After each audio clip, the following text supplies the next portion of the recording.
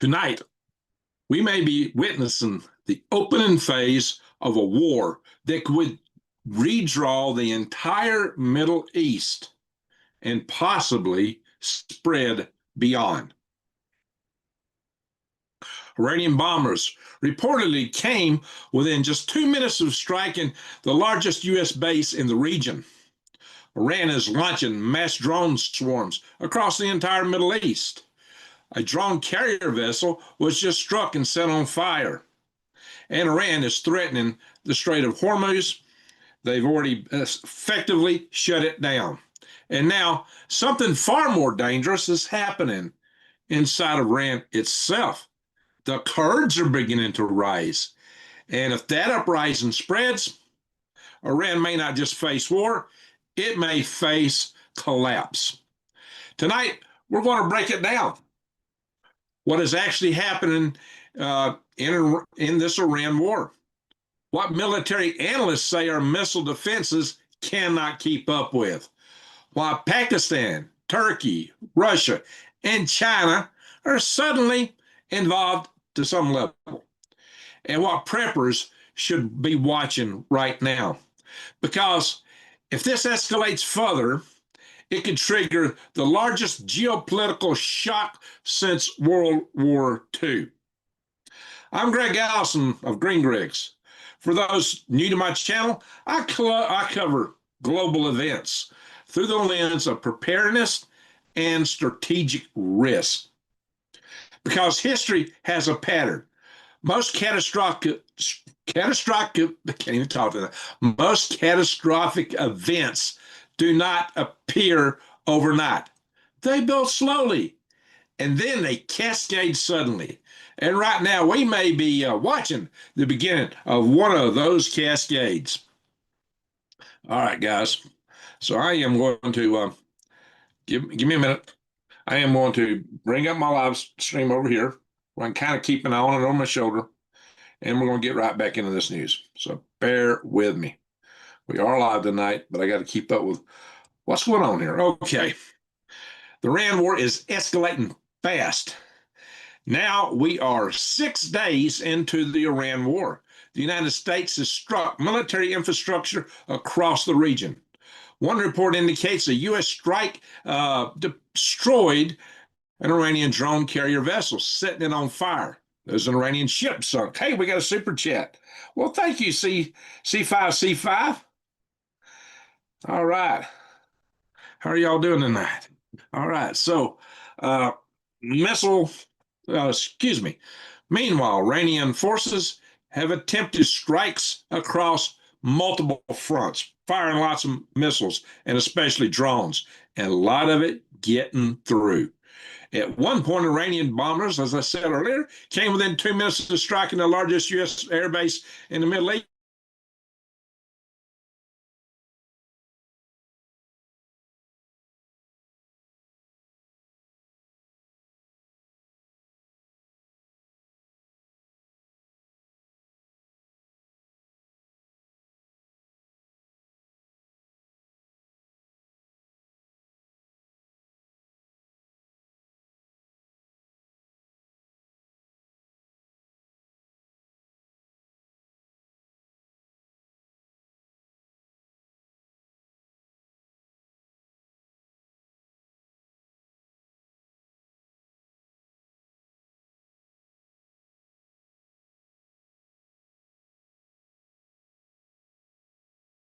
Crash, guys. Sorry about that. Well, I hate that. Sometimes when it crashes too long, it kills the whole show. And that's terrible because that messes up my everything for tomorrow. All right, guys. So hang on a minute. I got to get readjusted. As I said, my Zoom crashed, and that's throwing all kind of prompts at me.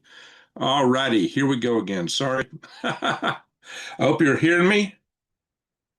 Tell me if I'm on 5x5 if you hear me, because it still tells me it's preparing live streams. I'm not 100% sure if I'm back or not. Okay, good. Good. Thank you. For the people watching in the morning, my apologies. Zoom crashing. For some reason I've been having it more lately. Maybe Maybe it's the gremlins. So let's go back to the drone swarm problem. Several reports have now confirmed something military planners have feared for years. I'm just picking it up from the top again that Iran has developed the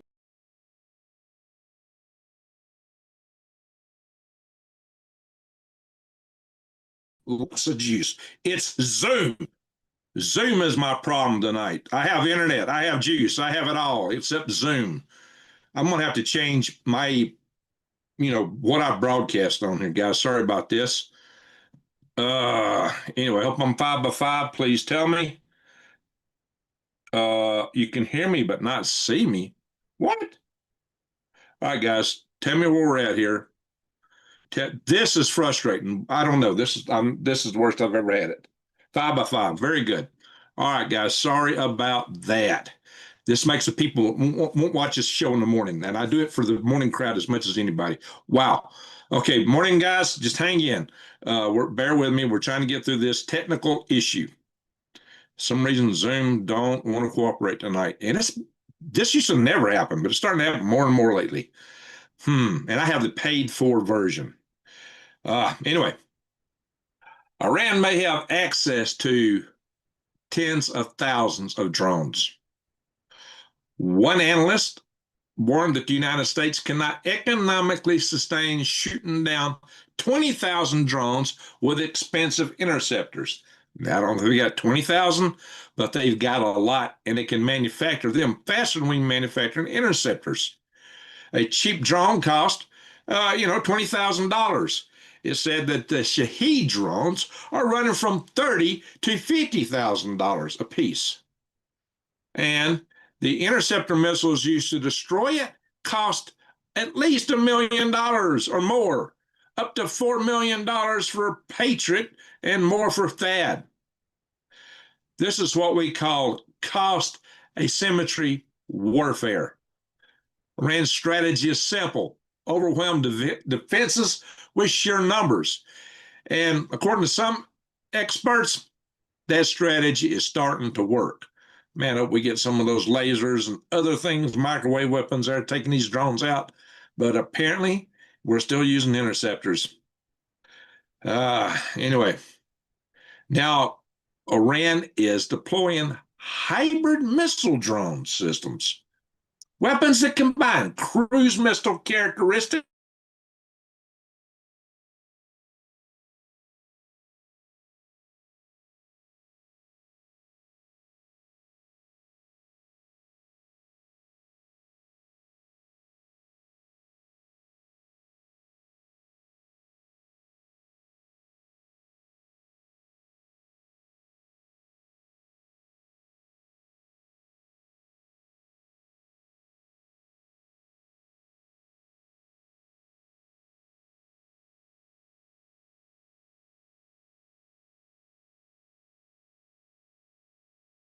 Wow, down again.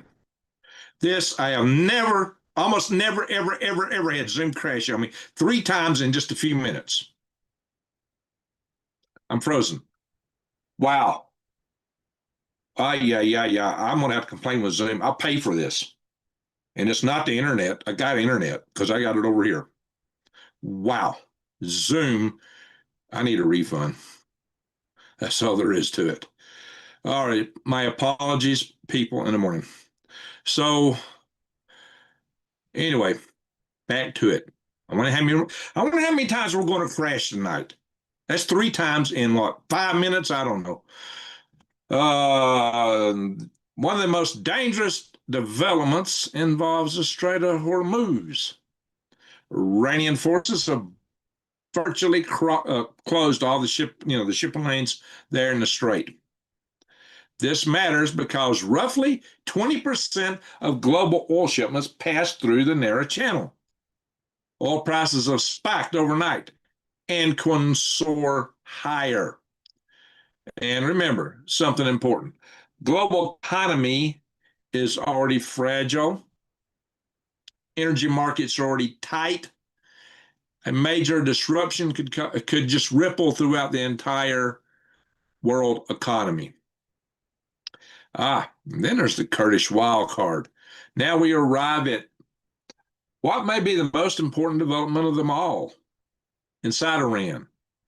Kurdish groups are beginning to unite against the regime. This is huge. The Kurdish population stretches across Iran, Iraq, Turkey, and Syria. They're one of the largest stateless ethnic groups on earth. And historically, they have been extremely capable fighters. If Kurdish militias begin a serious uprising inside Iran, the regime could face war on two fronts. External war with the United States and Israel, along with Saudi Arabia and others. Yeah, quite a few players are chiming in now. Internal rebellion from Kurdish regions. This is exactly the kind of scenario that can cause authoritarian regimes to collapse. You know, maybe the Kurds will go in and arm the people that were protesting previously. It's the only chance they've got if somebody gives them something to bang back with, right? But Kurdish uprising creates another problem. Yeah, Turkey. Turkey has fought Kurdish separatists for decades. If Kurdish forces begin gaining power in Western Iran, it can inspire Kurdish movements inside Turkey itself. Oh, I expect it will. That is why analysts say Turkey is now on the edge. And Kurdish uprisings in Iran could ignite a regional Kurdish revolution, which would destabilize four countries simultaneously. Frankly, they should have had their own country all along. You know, the Brits divided the Mideast, and they did it in such a way that the countries would be strategically divided within themselves so as to keep them weak and always create internal problems so they wouldn't have to worry about them later. Well, that might have worked to a degree, but, you know, it sure wasn't a nefarious way to treat people. I do believe in the rights of self-determination. So, but Turkey don't. Turkey, the Kurds have a big area in Turkey, and Turkey doesn't like anybody trying to have their own little groups. You know, they've been after, you know, look what they did to the Armenians and others throughout history. Yeah, Turkey is a tough country in terms of how they treat minorities internally. Very bad, very bad. One of the worst on record anywhere. But another extremely concerning report suggests Pakistan could become involved. Oh, yeah. Pakistan has a new defense treaty with Saudi Arabia. And Saudi Arabia is apparently entering the war because of attacks on Saudi Arabia. So they've said they're coming into war. And Pakistan has now said, well, we're committed. If they're in, we got to follow suit due to the treaty. So if the war spreads across the Gulf, we're talking about the Gulf there, the Gulf states there in the Mideast, Pakistan could be pulled in. Now consider something important. Pakistan is a nuclear armed country. Any regional conflict involving nuclear states dramatically raise the stakes. And this is how wars become global crises. Not to mention they're already engaged in fighting with Afghanistan, a full war there, and potentials for a war with India. And you know how is China going to react to all this? How's Russia going to react? But then, of course, Hezbollah apparently is entering a war because they have now declared it will confront U.S. and Israeli actions. And there's already some activity going on there. Hezbollah is not a minor player. It possesses tens of thousands of rockets, battle-hardened fighters, and they've had deep Iranian backing. Yeah, it may not be working so well now, but they're aligned. If Hezbollah enters fully, they're already partially into it, Israel could face a massive northern front. They've already fired some missiles into Israel. And this could dramatically expand the war. Iranian sleeper cells in America are mostly Hezbollah. So maybe that's what it takes to wake them up. I don't know. Let's pray and cross our fingers, folks. So another development that's not received enough attention. Iranian assassination squads have reportedly attempted attacks against President Trump. Iranian clerics have also issued public threats calling for his bloodshed and attacks on America. So fatwas have been issued. This tells us this conflict is not just military, it's ideological. And ideological wars tend to escalate further and last longer. So there's also targeted infrastructure across the Gulf states, airports, ports, hotels, civilian infrastructure. This strategy forces Gulf countries into a position they hope to avoid. They have become de facto participants in the war. Like Kuwait and Qatar have been shooting down interceptors and bombers, we now know. Of course, they got a couple of our jets too in Kuwait. Well, 3 F-15s. Unfortunately, 6 pilots ejected and all 6 survived miraculously. You know, the survival rate for ejection from an aircraft like it is something, it could be as bad as just 80%. So we should be thankful those guys are still walking and talking. I don't know, they might, some of them might have been, were probably injured in those ejections. So I would not be surprised. But anyway, once regional states are drawn in, the conflict becomes much harder to contain. And then while the shooting happens in the Middle East, the real strategic chessboard includes Russia and China. Russian military aircraft have already been operating near U.S. defenses. Some analysts warn that Russian anti-submarine aircraft have been intercepted near U.S. forces up around Alaska.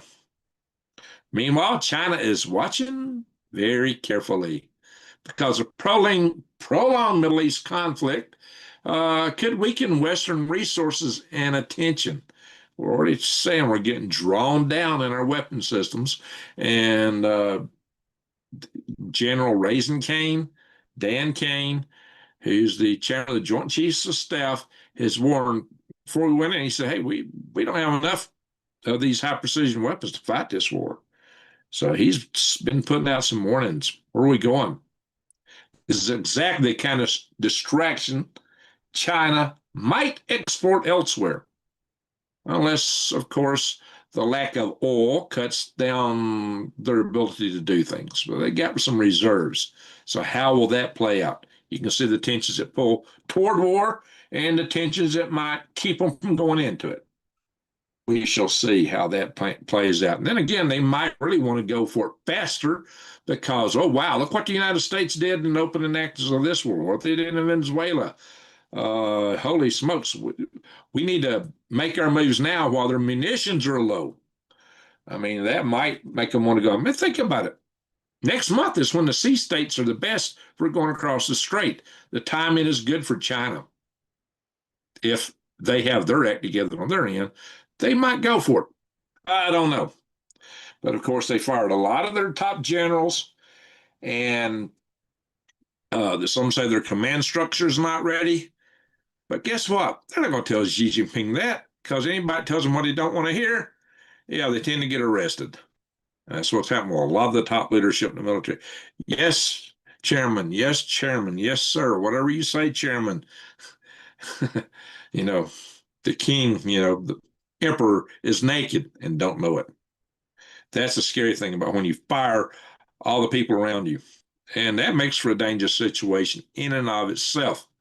Well, if that's not enough, if this war expands further, the economic effects could be enormous. Energy prices, shipping insurance, global supply chains, and all these systems are tightly interconnected. Just remember what happened during the 1973 oil crisis when we had that embargo, OPEC embargo. Do you remember the gas lines, the high prices? It killed the big land yacht industry of giant American automobiles and led to the ascension of the Japanese small ones in the markets here in the United States. It really hurt Detroit very significantly. Huge economic impacts of that. So again, the 1973 oil crisis, just think about that. The Gulf War, the Ukraine invasion, energy shocks ripple everywhere. Food prices, manufacturing costs, transportation. Guys, I bought my last gasoline on the Apache reservation, and it was the most I paid for it anywhere in recent times. And it was right at $3 a gallon, maybe a little bit less. No, it was a little bit less, but I'd been buying it cheaper out by where I'm at here, not too far away. And guess what? I hadn't checked oil price, gas prices coming back, but they were way higher everywhere else. I mean, they're like 50, 40, 50 cents cheaper than anywhere else on the reservation. They don't pay all the taxes, but energy prices have shot up, as you probably well know now, and something to pay attention to. So Prepper should understand something very important. Economic instability often causes more societal disruption than the war itself. So what should preppers watch? You should be, watch my friends and family on this channel be paying attention to. First, watch the Strait of Hormuz. If shipping remains frozen there, as it is now, expect immediate economic consequences because the oil can go up a lot more and it drives everything. Second, watch drone warfare developments. Will we be able to take out where they got these drones stored, where they manufacture them before they overwhelm and saturate us with them? Are our microwave systems effective against these Shahed drones? Lasers? It all depends. And do we even have that stuff in the field out there? Can we get it there? Lots of questions with these drone swarms. The problem is these drones are coming all over the place. Do we even have enough of those systems to cover anything? I know we got some down in San Antonio. We know that because they closed the airport down there. How much of that stuff do we have? How well can we deploy it? Is it already going there? I don't know, guys. Does it really work that well? Maybe that's the biggest question. Anyway, drone swarms, can't talk tonight, are becoming the dominant weapon of modern warfare. Cheap, scalable, hard to stop. And third, watch for internal unrest inside of Iran. The regime could face instability, and that might work in our favor, maybe. Up 40 cents in South Wisconsin. Yeah, I don't doubt it. It's up 40, 50 cents in most places. Well, watch the Hezbollah front. If Israel becomes fully engaged in Lebanon, the war expands dramatically. And most critically for you, watch for sleeper cells and lone wolf actors right here at home. And remember, Iran always likes using proxies. So you can bet most of those sleeper cells are Hezbollah. So maybe that's why they've not been activated yet. Let's hope they don't get activated. But, Lone Wolf, we've already seen what just went down in Austin a couple of days ago. Bang, bang. Sad situation. Anyway, so what's the prepper takeaways? Now let's talk practical preparedness, because geopolitical events matter most when they impact our daily life. Energy disruptions, of course, means fuel price spikes, and we just all been talking about that here and filled it in our pocketbook already. Supply chain disruptions means shortages. As fuel goes up, everything else goes up too. And if we get back to the gas lines we had way back in 73, you had to wait in line forever, and you got the pump, they may be out. Then what do? You got gas to make it there. I've heard of people running out of gas just waiting on trying to get to the pump. That was a pretty bad year. That was pretty bad. Anyway, Financial shocks means market instability.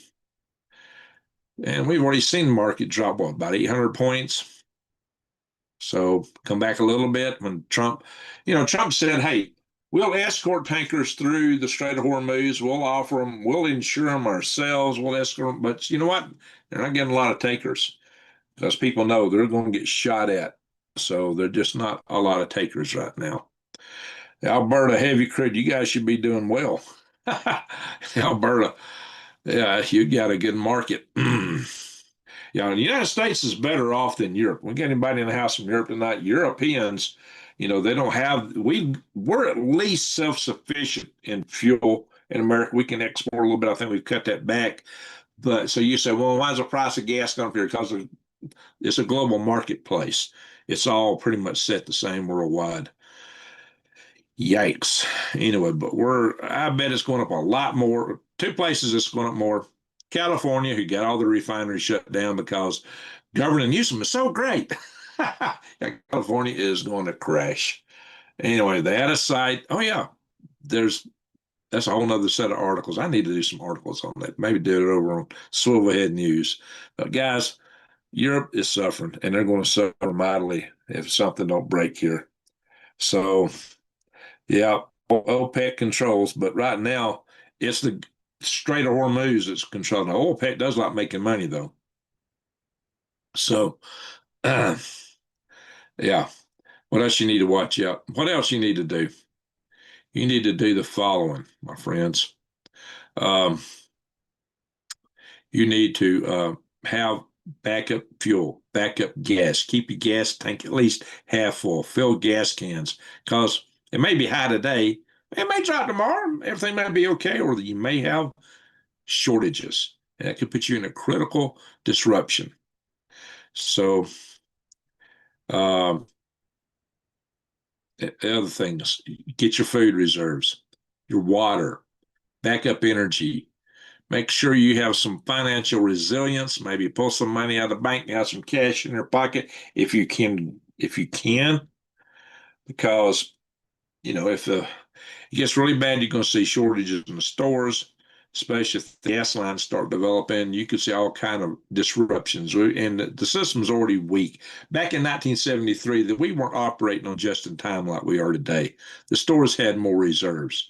This would be worse if we had a 1973 and 2026. It would be worse than it was then. Just keep that in mind. Also, work on your local community networks, your mutual assurance groups. You work on your survival tribes if you can. But preparedness is not about panic. It's about reducing vulnerability.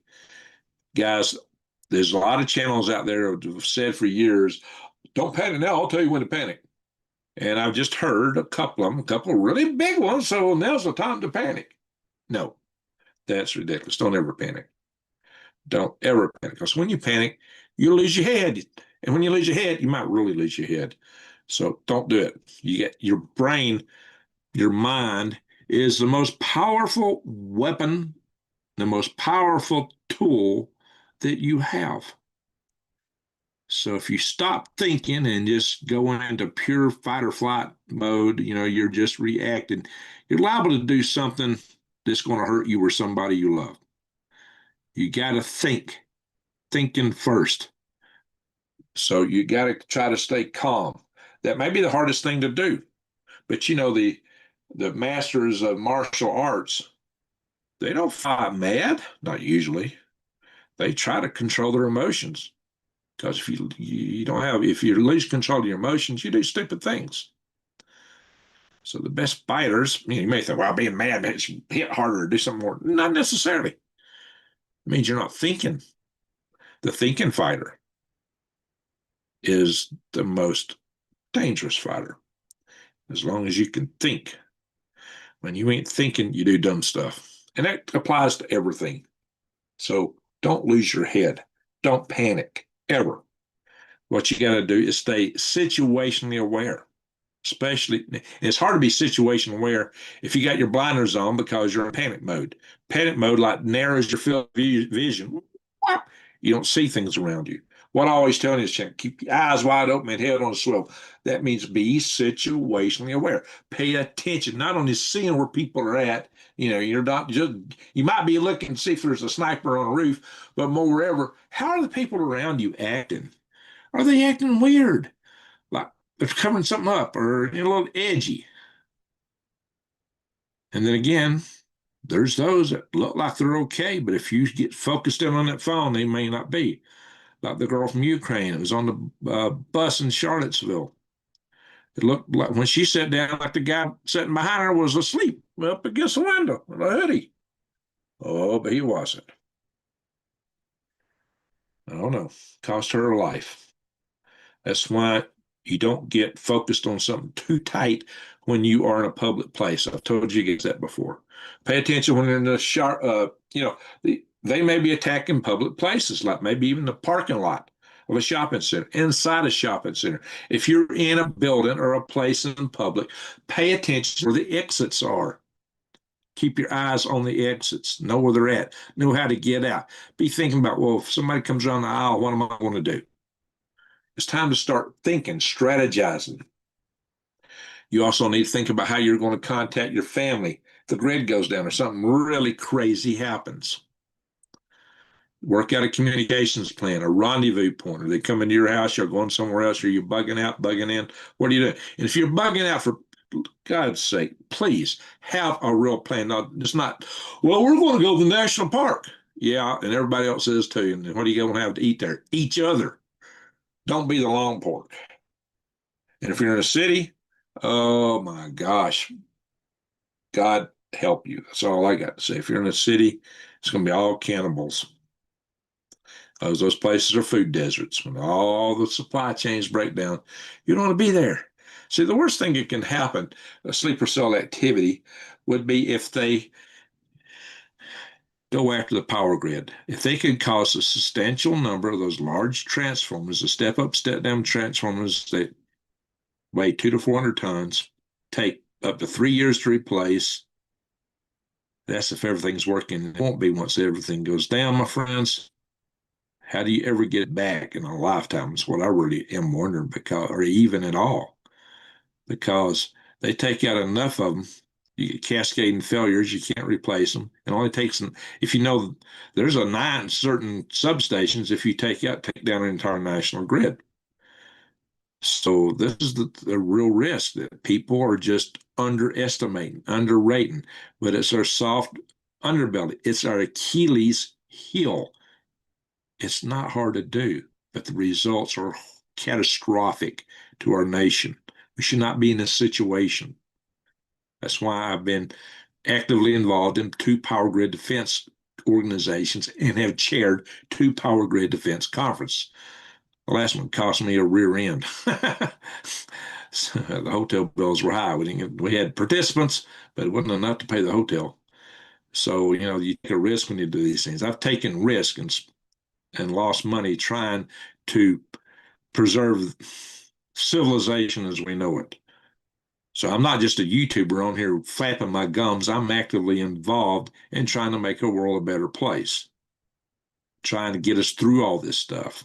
That's why I started Restoration Foundation, the Freedom Restoration Foundation. That's not what I said. I can't talk tonight for some reason. Between me and Zoom, I'm surprised I can even do a program at all, right?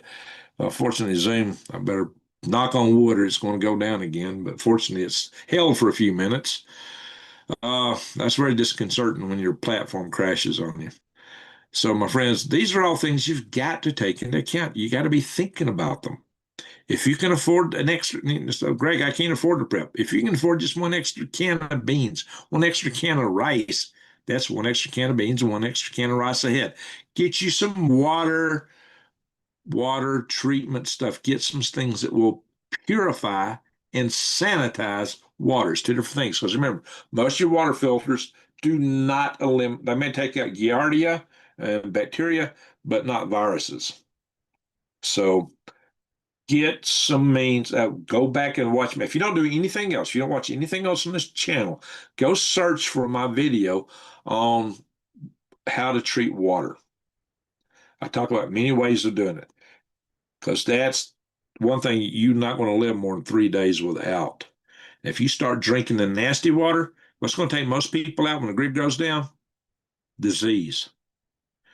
Because the Congressional EMP Task Force, well over a decade ago, figured out that if the grid goes down, 9 out of 10 Americans would perish in less than a year due to societal collapse. And there were threat vectors that they didn't even consider in that, like farmers not growing food, like their own food, might have a cash crop, but that's different. It ain't like it used to be. Trust me. And then the fact that you've got these nuclear power plants with the spent fuel rod pools to be cooking out. Think about where you live. Think about these. Are you living in a place that's a strategic target? I mean, is there a nuclear missile base, submarine base, strategic air center? Or do strategic bombers fly out? Do you live somewhere where there's troops stationed that would be deployed, like the 101st Airborne in Kentucky, or like the 82nd Airborne at Fort Bragg? Hey, I used to be there. I lived there. I was at Fort Bragg for my first duty station, you know. And now, if I was at Fort Greely, I'd be worried because now that's our missile defense system. It's going to be a big target. Do you live near any of the missile bases? Do you live near a nuclear power plant? If you're in a city, you're not in a good place. Just letting you know, you're not in a good place. But if you are bugging out, for Pete's sake, have a place to go to and a way to get there. They're both important. Remember, roads may be blocked. You may not have gas to roll very far. If your bug out place is a long distance off, you do some hard thinking about how you're going to manage that. And maybe you need to get there before things get too bad, but how do you know? That's why I'm on here. That's why you watch me probably, so you get the clues to how bad it is and what's going down. It ain't going to be tomorrow morning, I don't think, but things are picking up. They're escalating. I'll do my best to let you know if things are really on the verge, if the hair trigger is about to snap. That's what I look for. That's what I do the analysis for. That's why I watch the news, and that's why you come to me. Because hopefully I can let you guys know that kind of stuff before it happens. If we still have an internet, if the Zoom keeps working, anyway, this is part of the strategic debriefing. I promise you, I'm going to show you some articles in a little bit, and then we'll get into the chat room, and we'll do our egg guest like we always do. Because we're family here, so we'll do that kind of stuff too. But for the people that watch this in the morning and the next day or two, I want to get through the news first because this is important, riveting news. So for the Coffee Club morning watchers, we're doing news first. So the people that know my channel know the entire. We may go an hour or two, but it's not all news. I mean, they'll probably bug out by the time we hit the front, or at least they can get all the news first and not have to watch an entire video. Let's just put it that way. So these are all things you've got to be aware of. And again, how does this all boil down? The strategic debriefing is that we got to get back and summarize this from the big picture. The Iran war is escalating. Drone warfare is overwhelming our traditional defenses. Regional powers like Turkey and Pakistan are becoming involved. And you got to remember, Turkey got attacked.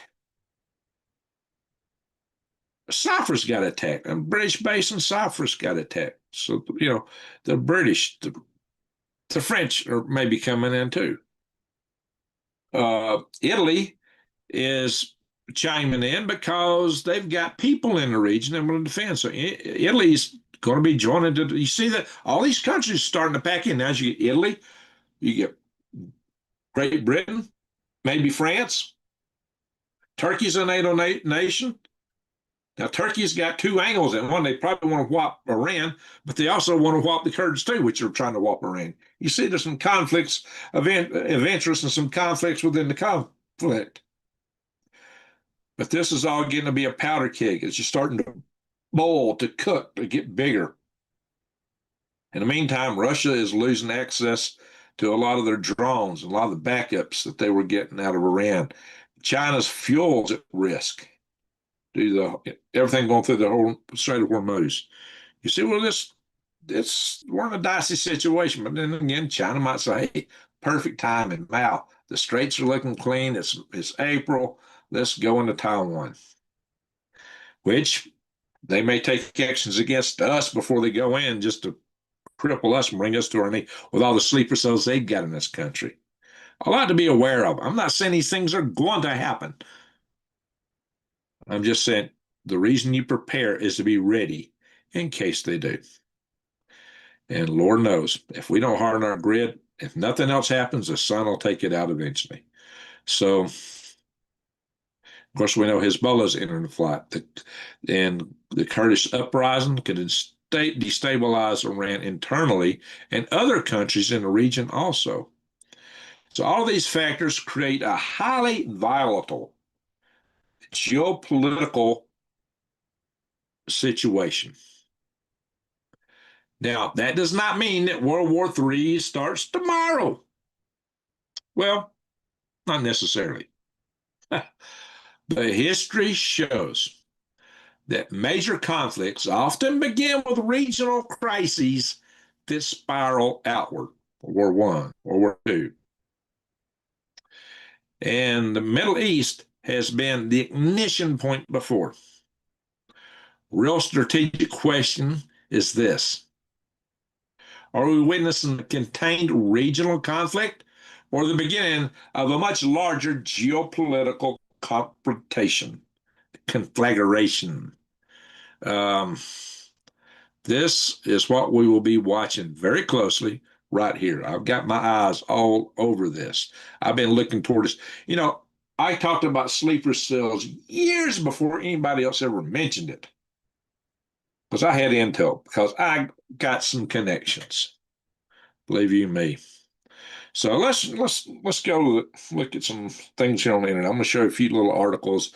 We're going to drift in some other areas. I'm not going to keep, I was in the mode of telling you something and then showing you articles to back it up. Well, that's redundant. It's like telling you the same thing twice. I'm not going to waste your time or my time with that right now. If you want me to do that in the future, please tell me. But I think that's kind of redundant. I think by now you know I get this stuff from sources.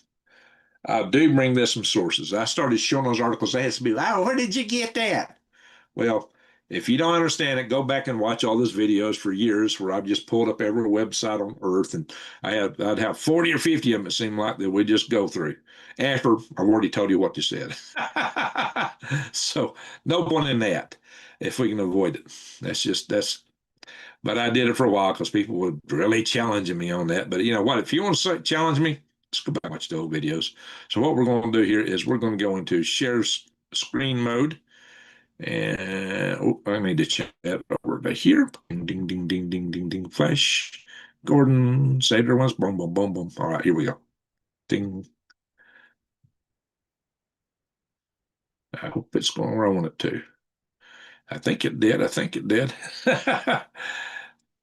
It don't put a green box around it like it used to. That's interesting. I hope I'm sharing what I think I'm sharing. Must be. Okay. So, oh, Zoom's getting weird on me. Pilgrim. All right, we're there. Okay, good. That's it. Uh, hey guys, as all these products you're buying these days, there's just 12 companies that now control over 550 consumer brands, and that number's growing as these companies buy up everything they can. They're buying it up. All these little brands that used to be good little brands, a lot of them, not all of them, but a lot of them, started out to be good, wholesome suppliers. Well, they all got sucked into these big corporations here. And a lot of these nice products you used to get, they used to have some purity or this, that, and the other. No, they go by the corporate formulas. So you're getting a lot of contaminants, a lot of chemicals, because these companies have determined it's cheaper to operate that way. They're out for the bottom line, and they've also discovered it's cheaper to settle a lawsuit than provide you good, wholesome products. It's unfortunate, but that's just the way it is. So if you don't buy it, do your own research. It's out there. And the crazy thing is, even those 12 companies are mostly controlled by these companies here, the big asset management companies, State Street, Vanguard, and especially BlackRock. There's a few smaller ones, but BlackRock's the gorilla in the room. And if you don't understand BlackRock, you've not been paying attention to what's going on. Who runs BlackRock? And what else does he run? The House of Klaus, if you know what I'm talking about. So keep these things in mind. But you know what? It took me a few months to pull it off because I was telling you I was going to do. I was working on it. I finally got it pulled. I've come up with an alternative here. And this alternative is switchwithgreg.com. Is that easy to remember? Switch with Greg. It's my website. I set this website up. For one reason it took me a while. I set it up myself. And the good thing is you can come here and fill out this form and hit submit, and I'll have my friend Lisa call you. She's a nice lady. You'll love her. She's very helpful, very knowledgeable. And I'm just against the wall for time. Hey, we got another super chat. Thank you, Fun Time. Appreciate that. So CC and Fun Time. Appreciate you both. So C5C5s. I don't know if I should say her name or not. But anyway, I really appreciate y'all. So guys, come in here, and what this is, it's a family-owned company. Everything is made by them. They're not buying products or nothing from anybody. Everything is made in-house, and it's all plant-based. It's clean, no chemicals, non-toxic. Let's put it that way. It's non-toxic. They test all their products extensively. So you get to support American jobs, American families. It's made here in the good old US of A. No advertising. That's one thing the company brags about. They don't do any advertising. So that's what they consider one of their virtues. So check it out. To get in here again, just go with the website switchwithgreg.com, fill out this form, and hit submit. So in any event, let's get back into some other news. We're getting a little different here. We'll kind of wrap up. So under siege inside the growing radical Islamic threat, critics say is hiding in plain sight in deep red Texas. Oh, yeah. Where did that lone wolf attack at? Austin. What state's Austin in? Yeah, that's a lone wolf. But they think there's groups there. There's organizations there. I saw a CIA map that had about 2 or 3 of them, these cells located in good old Texas. Yeah, they're trying to mess with Texas. Let's hope they don't get far with that, right? Let's hope they don't get far messing with any of us. But they're there. So the deceased guy who did the banging, yeah, 53, yeah, Texas. So it's not just him, guys. It's not just him. I've seen a Department of Homeland Security map somewhere. I've tried to pull it online. I've seen it shows cells, quite a few in Texas and California, Massachusetts, places like that. Anyway, now here's some news. Finland had a ban against having nuclear weapons in Finland. But now they're in NATO, and now they're worried about Russia. So Finland lifted the ban on nuclear weapons. And some because they're afraid of Russia. Let's justify it or not. They are. And they have fought Russia many times in the past. Many times. So quite a history of warfare between Finland and Russia. So, and sometimes it was one or the other. But in any event, Finland has decided to remove the sanctions against nuclear weapons. They're going to allow nuclear weapons in Finland. Now, I'm sure that's going to get Russia pretty frosted. So tensions are building in Europe. Let's just put it that way. Where could that lead? Finland's a NATO nation, and so are we. And there's that Article 5. We could get pulled into it. Now, here's something that's been reported that says that the generals are telling the troops, that the top officers in the U.S. military are telling their troops that this whole war in Iran is all about one thing: kickstarting Armageddon, so they can get Jesus to come back sooner. Now, you know what? Jesus is going to come back on his own time. There's no, if you do something bad, it's still something bad. two wrongs don't make a right in any way to shape it. So even if you're trying to get Jesus to come back, do it with prayer. Don't go out and start blowing things up and hurting people. So, guys, this is kind of nuts. I'm having a hard time because, the military, from my memory, tries to be apolitical and a-religious. Yeah, you can have chaplains, but the generals aren't trying to create a holy war. At least they didn't used to be. So I don't know. I'm kind of thinking this is made up, but Lord help us if it's not. But then again, it's always been, there is this Albert Pike stuff, if you know what I'm talking about. And maybe they're using all this as a cover to push what they want, because it certainly seems like we're heading down the Pike Road, the Pike, Turnpike, right? Some roads used to be called Pikes. Well, this would be the Albert Pike Road, not a road we want to go down, because his dream was a one world government. That would not be something most of you would like. Let's just leave it with that. Chinese automaker is putting robots in the place of their people and turning robots. And you got these assembly line robots, welding and moving big pieces around. But now, for the more dexterous things that people have been used for, they're putting robots in. And I told you that was coming. I did a whole video on, Peter Zion is one of the foremost experts in geopolitics, or at least he's deemed to be that around the world. I like him, I watch him, but I don't always agree with him. And he's had this foregone conclusion for 15, maybe 20 years that China would only survive for 10 years. Well, he still got that, but it's based on the demographic collapse of China. Well, I came back and I said, no, China is going to roboticize out the yazoo. And that is their get out of jail free card that will help them overcome that demise due to their upside down demographics where they got all these old people. They're going to employ robots. I said that, and they're doing it. In fact, they're doing it faster than I said they would. They are pushing us hard. There's another thing you probably don't know. China's economy is bifurcating. They're kind of letting the rural world go one way and the more urban world go another way. So there's still a lot of poverty in China, and there always will be in those rural areas because they're not truly communist. There's a word that starts with F and is atheist. Yeah, it seems to be. I think they follow that model more, but neither model is good. I'm not justifying one versus the other. It's just talking about how it results out in China. There's no equity of everybody. The pure communist Marx stuff was supposed to bring you. Yeah, that's not how they operate. Come on. They don't work anywhere. That's probably the worst economic system for economics, but they're all bad.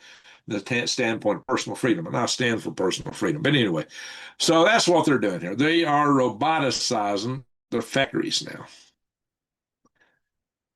I mean, not just the big assembly robots, but the dexterous stuff that people have been doing. This is what they're working on. They're pushing hard because their country survival depends on it. But if they push hard enough, it could easily scale to world conquest. And that's what I covered in my videos on this topic. I've also showed you that they're working on genetic super soldiers and growing human babies in incubators. China got some stuff up their sleeves. They don't have the same morality we do here. Because in China, the morality is the state. Anything that advances the state is good, and only if it advances the state. And no religion can be above the state. And the CCP, the Chinese so-called Communist Party, for whatever it is or isn't. So, and again, the U.S. economy is also split into, but along different lines. It's the high-tech data centers, that stuff, the tech companies are growing great. Everything else is really in a recession, maybe on the verge of depression. We got hot spots in our economy, and we got spots that are just in the doldrums. Bad. And I hear that from a lot of you. A lot of you are telling me, man, this stuff ain't helping me. I'm hurting. And I know that. I can see it. So yeah, there's that. Another reason you need to be prepared. Just all this economic malaise. Because most of the U.S. economy is already in a recession. GDP is only being propped up by tech. Now, see, I got two different articles, two different sources telling you the same story. Now, see, I didn't tell you this stuff in the prologue, the monologue from the beginning. So I'm not hitting everything twice. Tell me if you like that better. Do you like the way I'm presenting now better than the way I did? If you do, put a 2 in the chat room. If you like the way I used to do it, put a 1 in the chat room. Just let me know. I just think this is a faster, I get to cover more material and do it faster when I do it this way. All righty, we're at the earthquakes. Lord, there's a lot of earthquakes on the charts. No gigantic ones, just a lot of them. Look at this. All right, 5.0 in the East Pacific. We got over here in, so I can get that, click that outer button here. I have to zoom in to get, yeah, there it is. Yes, those islands of Japan that are close to Taiwan again. They've been very active lately. 5.2. Look up here in the Aleutian Island chain. Super active with earthquakes. We got a 5.5 in Nikolaevsky. We got something over. Am I still on? Okay, yeah. When I'm looking at these articles, I won't know sometimes if I go off. Something glitched, I thought for a second. And the Kamchatka Peninsula has been shaken. But look up here in the interior Alaska. A lot of them right along here. Petersville, 2.6. Denali National Park, 3.7. Let's see, got it toward Fairbanks, close. 4 Mile Road, Alaska. Yeah, it's close to Fairbanks. 4 Mile Road. And way up here, uh, Chalky Stilik. I don't know how you say that. Yeah, look here in the west. See, man. We got a lot of stuff going on over in this part of Alaska, the Panhandle. One right on the San Andreas. But look over here. Madison, Ohio, 2.9. We got a big one right here. This is interesting. Red River Parish, Louisiana, 4.9. That's big for there. Wow, guys. Pretty crazy stuff. All right, we got a 3.1 in Beatty, Nevada. Beatty, Nevada. Rachel, Nevada, 2.8. We've seen them there before. Bridgeport, California, California. Wow, guys. Lots of shaking. Of course, the porters are dancing tonight, but I only see two there, so I'm not dancing as hard as normal. Maybe they're saving up for the weekend. I don't know, guys. You can hunt ducks with the over and rabbit with the under. Oh, you're talking over under? All righty. Space weather. We're going to do space weather. Ding, ding, ding. And here's the sunspots. There's sunspots there. Not giant ones, fortunately, but if you were in a grand solar minimum, you wouldn't be seeing any. We've had a lot. And tracks on Mars. Not a big coronal hole. That's good news. Aurora's down, but that's also good news. Now, in the asteroid report, let's talk about space, whether any asteroids going to ask. Well, the only one that's coming between the Earth and the Moon that we know of, and this has been this way for several days, is coming up on the 14th of April. It's going 70% the distance between the Earth and the Moon away from Earth. So it's going to be closer to the Moon. Still some distance. It's not going to hit either one. Well, unless the moon has got the wrong alignment at that time. But no, there's nothing forecasted. They just found out that asteroid 2024 YR4, I believe is the name of it. James Webb Telescope just took a really good look at it, and it doesn't look like it's going to hit the moon either. They were really worried it would, and would throw off a lot of debris and mess up our satellites, causing the Kessler syndrome, which might take out a ton of our satellites, maybe deny us access to space. It could get so bad. But apparently it will miss with a hair grazing, about 1,300 kilometers, which is pretty close. So yeah, that's pretty close. So apparently it's going to give a close shave of the moon, but miss it. So we hope. We do hope it misses. Anyway, all righty. A couple things I'll show you guys, just kind of wrapping this up. I've got this. What happened? What happened to my screen? It just went whoppers on me. Oh, it went out. I hate when it does that. All right, hope y'all seeing this. I got a Galactic Graves channel, and I just did this video here in this Vanishing General. I want to watch that. Kind of curious, kind of interested. So that is something you might want to watch. I got a lot of videos over here, a lot of different topics, including moon rocket stuff, air turbo rockets, a lot of stuff over here. But I've also got over here on this channel, if you haven't been watching it lately, I got two other videos that just came out, the Global Shock, talking about the Strait Hormuz and a lot of other stuff. And this is a pretty powerful video. We did this as a live session, not before last. And then I uploaded this video. What Russia just realized, but yeah, it's not just Russia, it's North Korea and Russia both. Man, they're beginning to shake at the boots. But who really ought to be shaking the boots right now is Cuba. I think Cuba is just going to fold. It sounds like they're ready to negotiate, according to some sources. I don't know. We'll see how that goes because Cuba is about to collapse. They're just about to end. So, all right, enough of that. So, we have made it through the news portion tonight, and it took us an hour. It was just so much to cover. Greg and Cowboy Rogers News and Clues has playlists to help you survive. There you go. And I've got some very detailed nuclear survival and EMP survival videos. I go into more detail than anybody else on YouTube. It's probably a mistake, to go in that kind of detail. A lot of people have a hard time keeping attention with it, but I go through in excruciating detail and explain radiation, what it is, how it works, the different forms of radiation, how they're measured. So when you hear all these different sieverts and different numbers of rads, and you go, "What's this? What's that?" What's the thresholds for that will make you sick, that will make you push daisies, and how do you protect yourselves from these things? But it took me two different videos. I broke them apart. I think they're about an hour each. But you're not going to find that kind of content, I don't think, anywhere else. I've also shown nuclear fallout maps, all kind of stuff. And then there's a lot of channels going, this is the nuclear fallout map. No, there is no this is the nuclear fallout map. When you see somebody saying that, they're full of hogwash. There is no, this is the map. No, it all depends on which way the winds are going. There's several maps. I'll show a whole bunch of them. There's several maps that, how it might go, but it's all dependent on how the wind blows.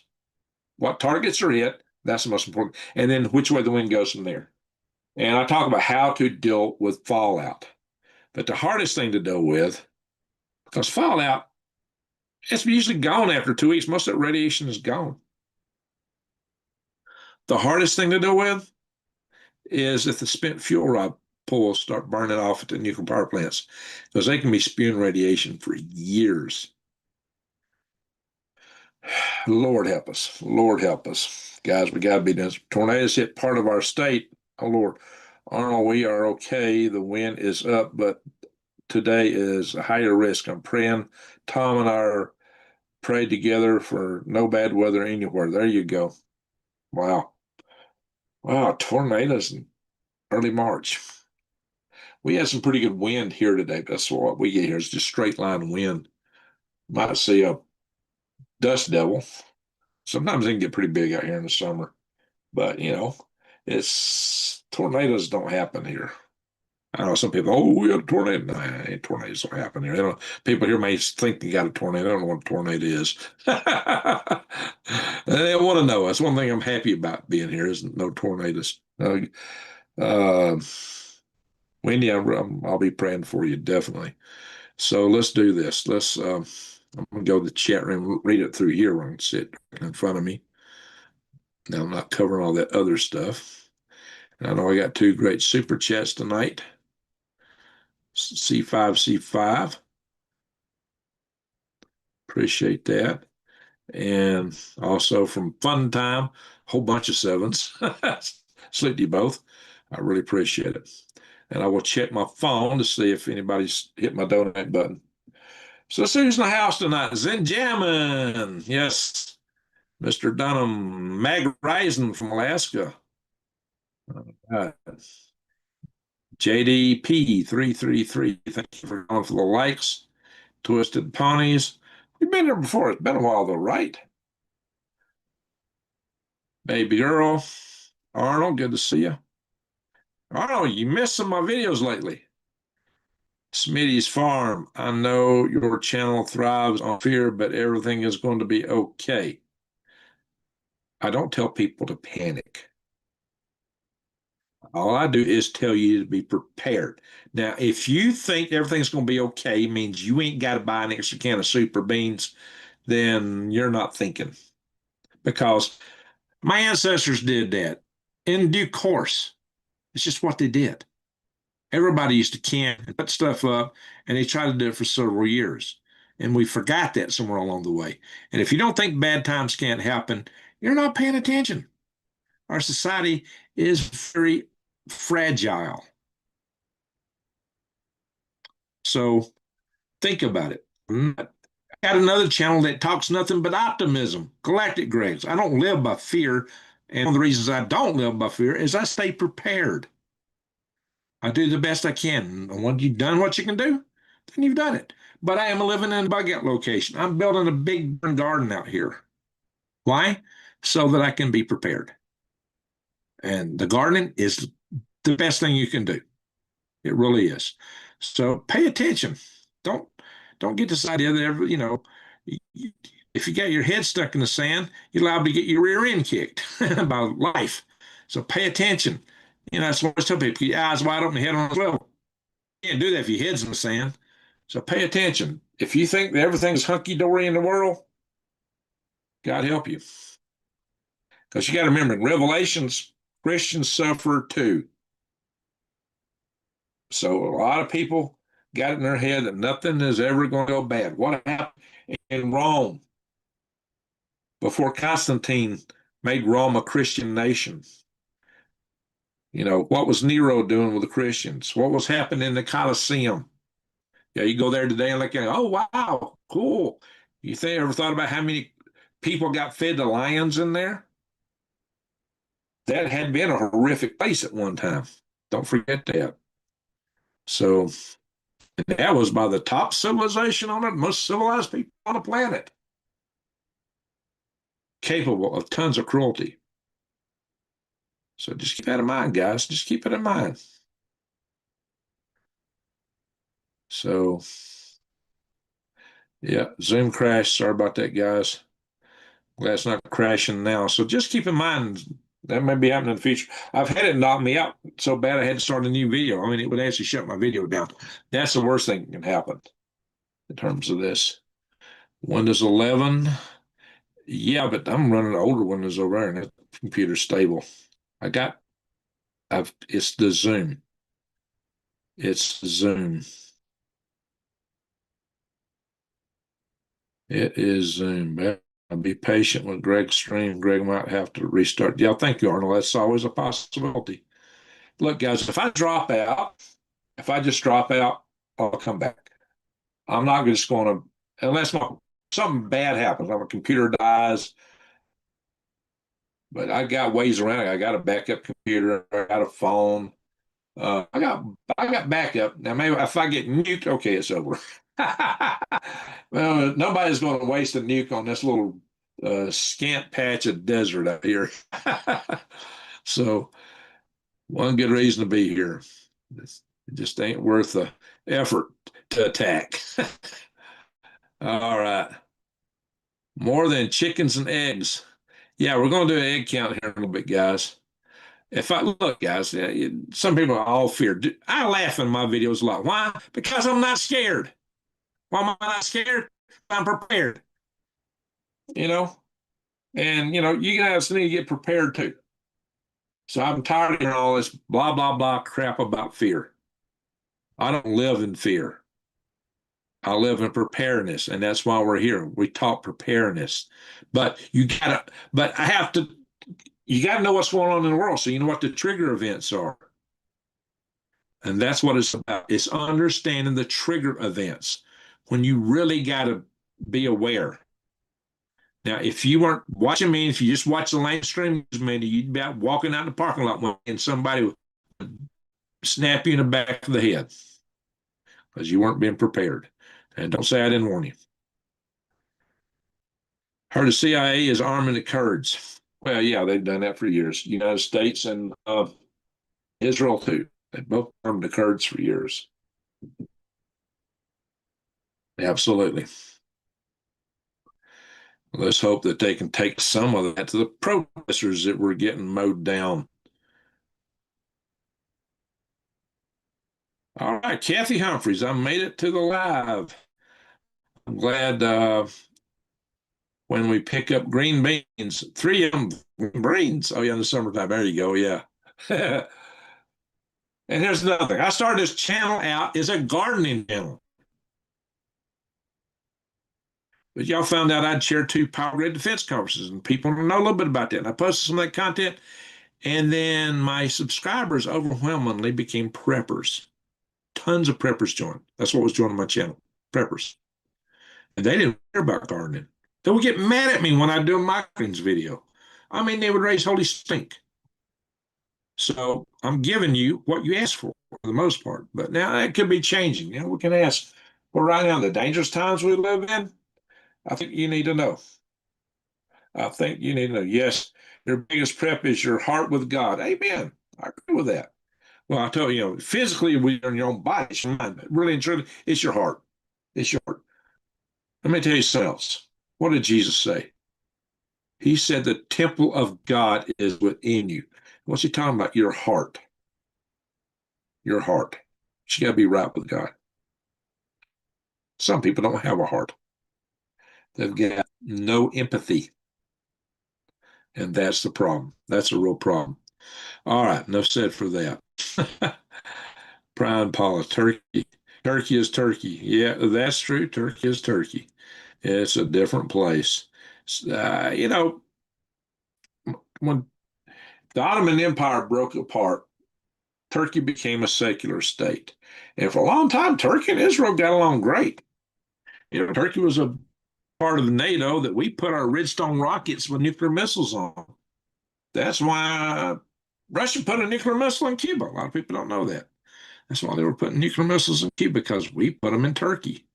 Redstone rockets. Where were Redstone rockets built? They were engineered and built at the Redstone Arsenal in Huntsville, Alabama. And I knew the guys who designed those things. So that's how it started, unfortunately. But after they had that little argument over the Cuban Missile Crisis, a lot of people don't know we part of the deal that we didn't pass on our hands. We took missiles. We made them take their stuff out of Cuba. We took our stuff out of Turkey, but we still have nukes in Turkey today. But Turkey is now, Erdogan is definitely a strong Islamic guy. So Turkey is not a secular state anymore. Yeah, Turkey does have a huge standing army. They've got a big military, very big military. They're no joke, not by any stretch of the imagination. Turkey is no joke. So let's hope they stay in line with us. But you never know where Turkey's going to go. A lot of people think Turkey is going to be the part of the Gog Magog out of Revelations. And Erdogan really wants his own caliphate. With Iran gone, he might pull some things. So you got to keep an eye on Turkey. Really do. Will a LED 4-foot shop light work as a grow light for vegetable seeds? Oh, yeah, Kathy, I'll be honest. It's just to sprout seeds. A daylight light will work, a fluorescent light will work, just to get them started. And I used to buy these daylight globes for less than, maybe harder to come by now. You can't buy the fluorescent shop units at Lowe's anymore. You might find them somewhere. But I got a ton of them. That's how I used to grow my greens. And that's good for the first couple of weeks of growing. Just perfect, no problem. So, and that's a lot cheaper than those LED grow lights. They're expensive. Of the grow lights. Now you can get LED lights that are cheaper than LED grow lights, and that'll work. That'll be fine. That'll be just fine. That'll work. Just to get things sprouted. Now you want to grow them to try to grow them to any large size and those kind of. Although I grew some all pea shoots, and a few other things. It's under, fluorescent lights. Will this ever get so bad it will get the United States? Well, you are suffering from it already in increased gas prices. It's already hit your pocketbook. And it can metastasize and out into everything else. Fuel and energy, everything we make uses energy to make it, to transport it, to store it, to heat it, to cool it. Energy is key to everything we do. All manufacturing, all transportation, nothing moves without energy. So there you are. Now, some of the energy comes from different sources, but petroleum, gasoline, diesel fuel, big part of it. Big, big, big part of it. So yeah, it's already hitting here. The question that I worry about is, will sleeper cells be activated here? That's what's kept me up at night for a long time. And I'm not going to say they will, but the probability is going up fast. We'll have to see how that plays out. Let's hope and pray that it don't. I do believe in the power of prayer, so if you've never prayed before, it's a good time to start. Just ask Wendy, she'll tell you.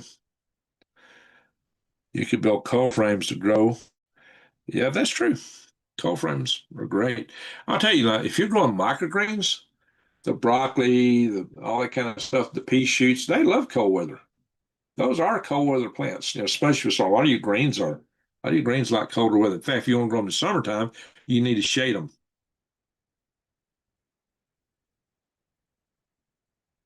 Classy, how you doing? Vince Veritas. Veritas. There was a company named Veritas that I kind of helped one time do a bid.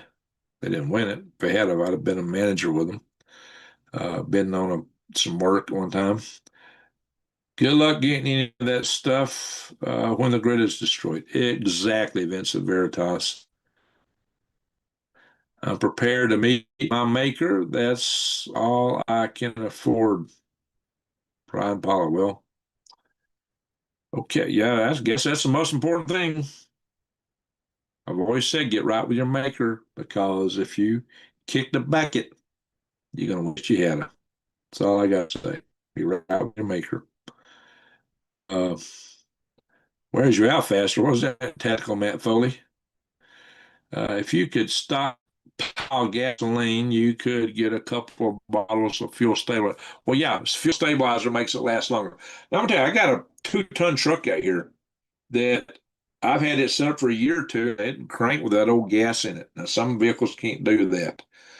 It might not work with fuel injectors, but the carburetors, uh, yeah, they work with that old gasoline.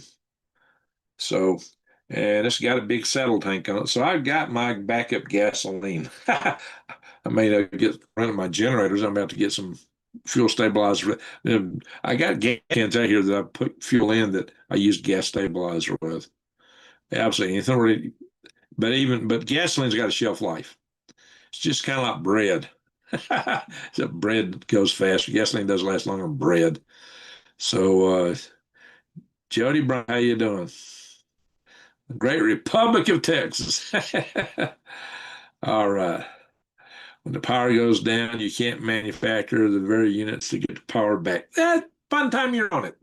A lot of people don't get that. This kind of stuff I've been trying to tell people.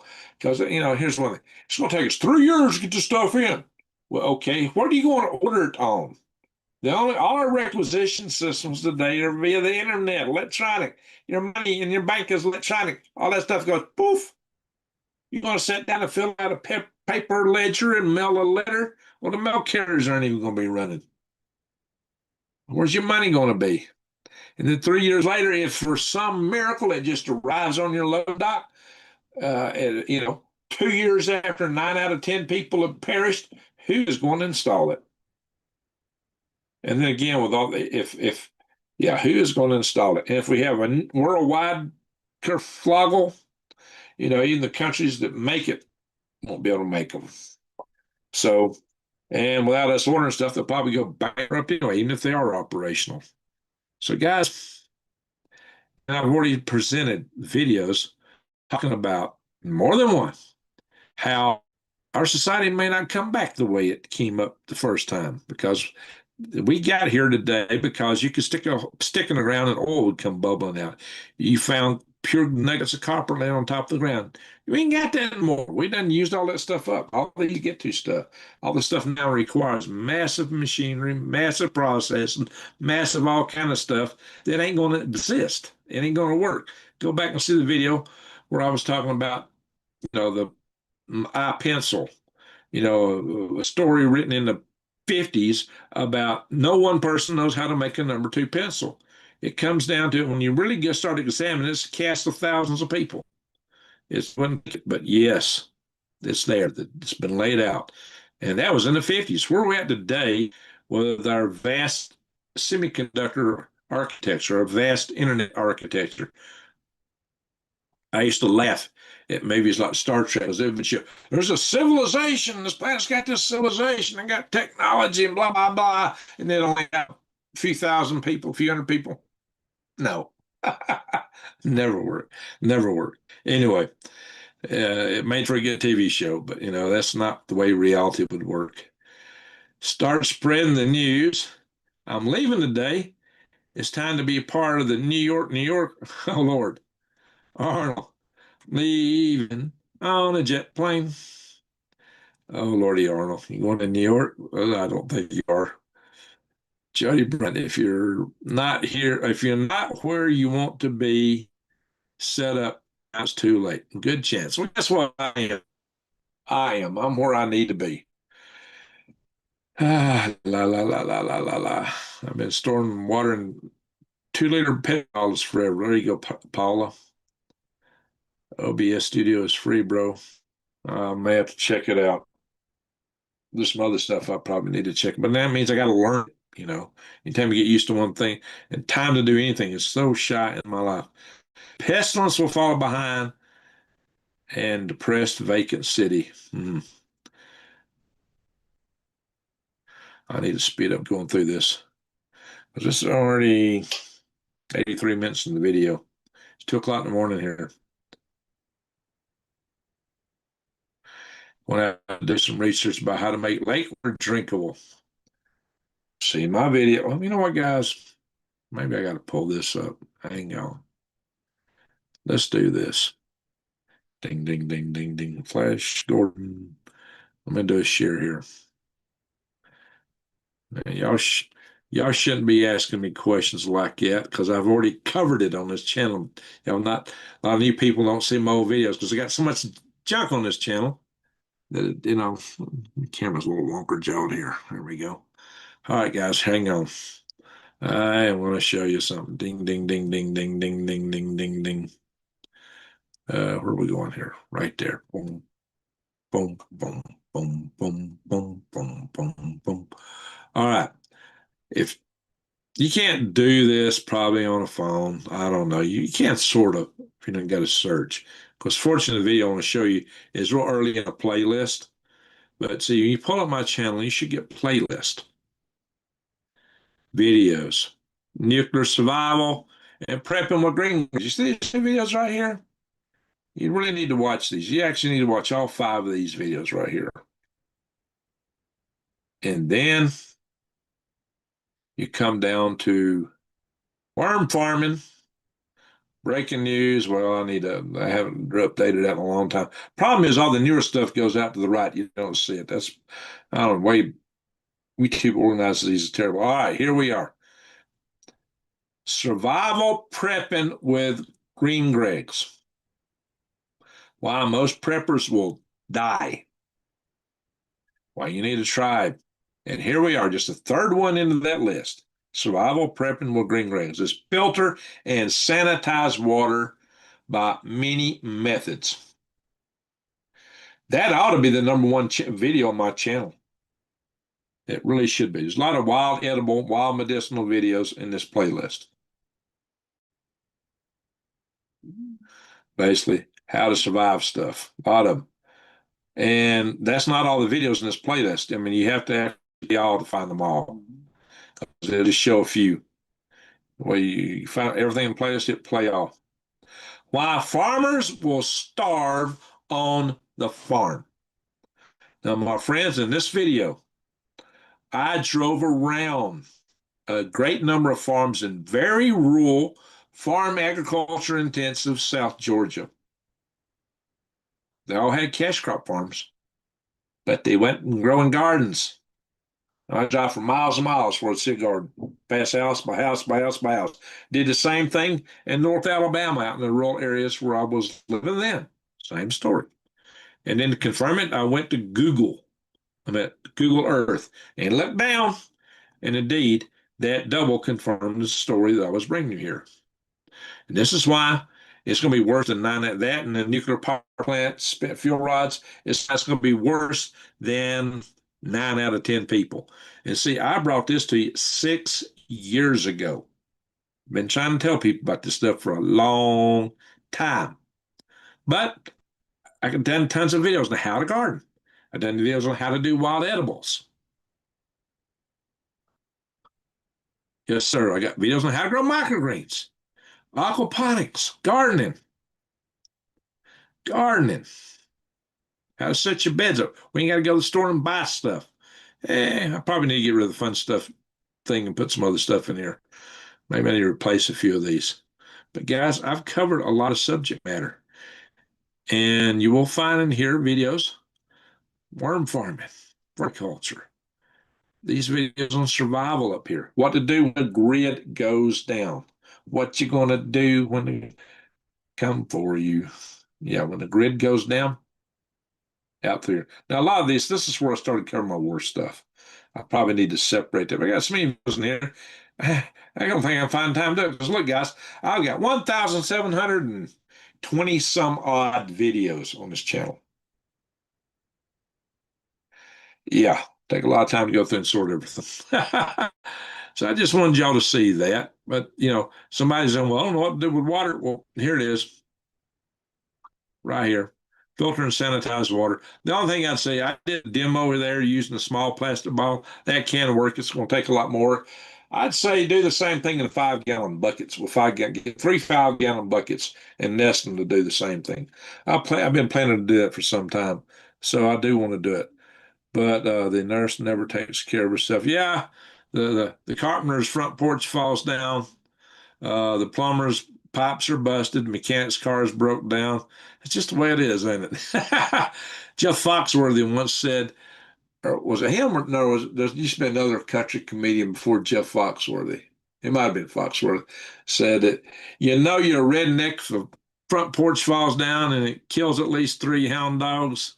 Well, at the time I was living with my dad. He was working as a carpenter, and our front porch collapsed. I kid you not. I kid you not. Yeah, I grew up in the country. I was really country, guys. Seriously, that's how I grew up. That is how I grew up. So, yeah, buddy. And I know what it's like to be poor, poor, poor, poor. I put myself through college. Now, here's the thing. All these people, well, I can't go to school because I ain't got nobody to pay my way. Ain't nobody paid my way. I did it. Worked my way through.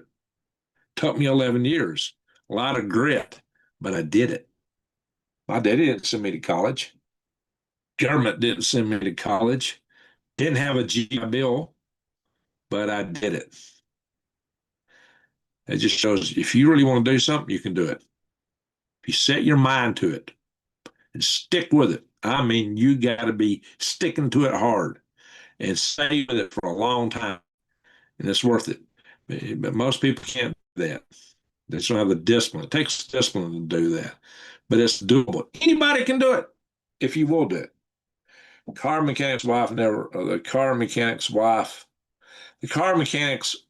car never runs. Okay, I thought you meant his wife didn't run first. So I heard time reading that. All right, let's see if I can get to the bottom of this chat room. I've been in here too long. Nobody else goes through a chat room like I do.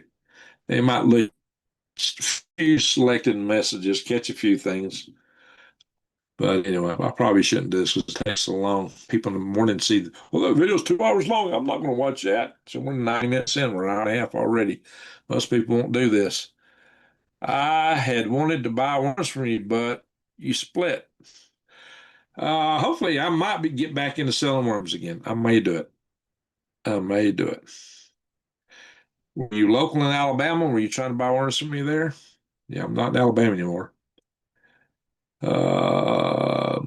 Mondoles makes everything in Mexico. All Nabisco products are made there now. What's Walton? You know, those Oreo cookies, that cream center, it's grease and glue. It's like fillers, binders. It's nasty stuff, guys.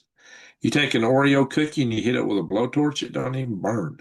I've seen the videos. It's like, what? And people are buying these to eat them. Processed foods are all bad, every one of them. And some are worse than others. I've got 2 off-grid radios set up. There you go. Good move.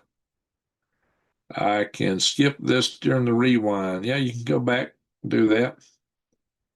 What part did you not like there? Brian, what part did you not like? Was I chomping on somebody? Or was it the Birmingham? Okay. Are you somebody I know?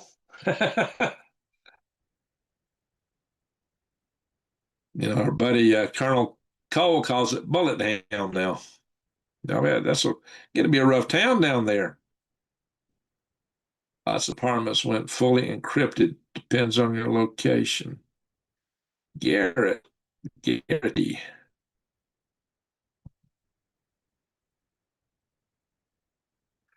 I promise, Paul, what's ridiculous?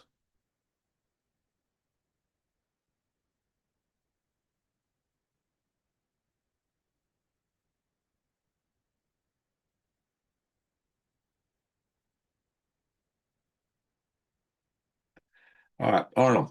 No red star, we're not doomed.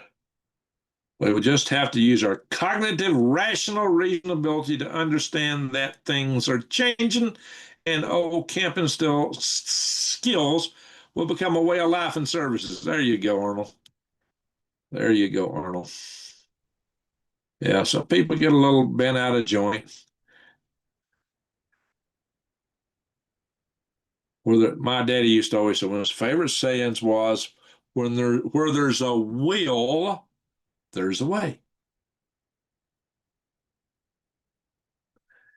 And I found my way through college, but you can also find your way to survive. It's not a saying that applies to one thing. It applies to anything, everything. Well, there's will, there's what. You will to go to heaven? Well, there's a way.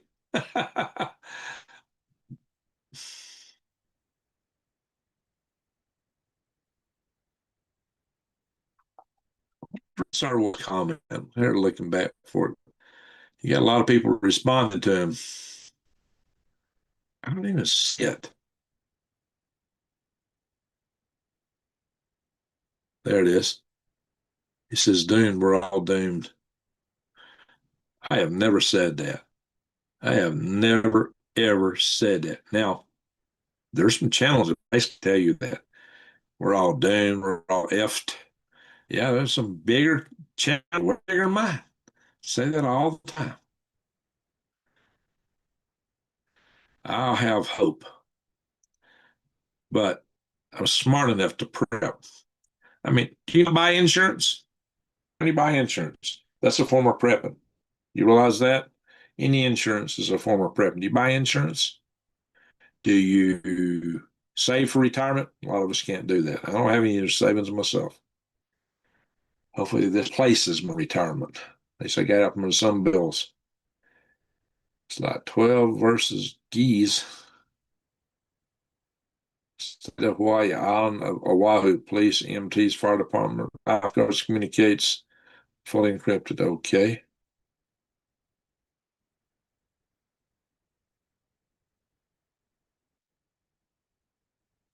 It's about building a temple. That's scary. Could be. but you want to do that. And that's pretty biblical. Kids camp out, for Pete's sake. Yeah, you can learn how to camp out. Just practice it, do it. Learn how to make a fire. You should do that anyway. Finding an old Boy Scout handbook, tons of YouTube videos on it, how to make a fire. Once you get figured out, let kids do it. I did when I was a kid. Come on, y'all can do that. Wendy says, I have been here a bit, Arnold. I say hello to you, but I thought you couldn't see my comment. So, Greg, I swear I felt earthquakes yesterday here in Oklahoma. I wouldn't doubt it. I see them. Sometimes they pop up there. I see that, Wendy. Good Lord, your tornadoes may feel like an earthquake sometimes. Yeah, and we tornadoes in Huntsville, Alabama too. That's so classy there. 4.5 in Louisiana. Yeah, we had some bad tornadoes in Alabama too. Alabama's like a new tornado alley. I don't know how many times I've done some videos on it when I was, watching for tornadoes. I'd be in my van just getting ready to head a different direction. If I thought something's coming to the house, I'd get out because I had nowhere to hide at the house. I lived in a house had a slab at the bottom level. There was nowhere to hide. It was like tornado coming, got to get out of here because I've seen what F5 will do to a ginormous block and brick building. Yeah, I've seen them converted into blank slabs. It's ugly. And if anybody was in that building, they didn't survive that. I've covered that. I've actually went around and showed y'all some of those slabs in previous videos. Yeah. Of course, you'd have to search through 1,700 and some odd videos to find it, I guess. I'm thinking about taking my prepping content and redoing it and put it on a whole nother channel. There's so much news content on here, it's really hard to find a lot of prepping content. And I have found a wild elbow plant here that tastes like wasabi, but it's not as hot as wasabi. And it's not cactus. We all know about cactus. No, I found a weed that's edible. It tastes good. And it's a little bit meaty. It's nice. You can listen to politicians and end up being depressed, or you can listen to God. There you go. No argument with that. Why would you watch a channel that tells you you're doomed when you can watch a channel that helps you prepare yourself? There you go, Paula. Paula, I've got the content on this channel. I've got content tells you how to garden in the dirt outside. I got content tells you how to grow inside with the microgreens. I got content shows you how to use aquaponics.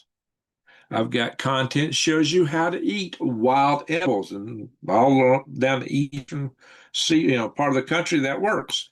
Not so much out here. I've got to learn the plants out here, then I can bring on that here. Like I said, I done found one. And I'm going to get with some people that really know, and I can retransmit that information too. Then I got the whole country covered. That's part of the cool thing about coming out here is I get to relearn everything. But I've got content where I tell you how to survive nuclear war, how to survive grid down, how to do the tactics in a grid down situation, including defending yourself, how to take out a sniper. Covered that kind of stuff on there. I covered quite a few topics, a lot of topics. You know, and some of these topics, it's like, well, how much do you want to eat on? One thing I'm planning to do is do a video on why most bug out bags are wrong. I mean, you see people with these 80-pound bug out bags. Well, you got to have this, you got to have this, you got to have this, and you put so much stuff on, you can't move. Guys, no bug out bag should be more than 15% of your body weight, and not even that.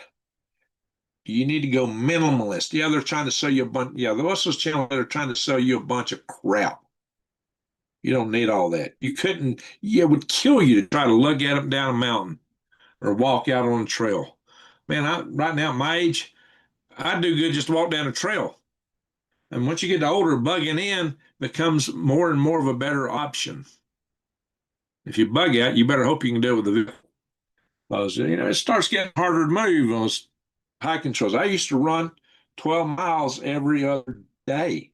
Right now, I'd be lucky to walk a mile. To be honest, I got some issues, probably because I used to run so much.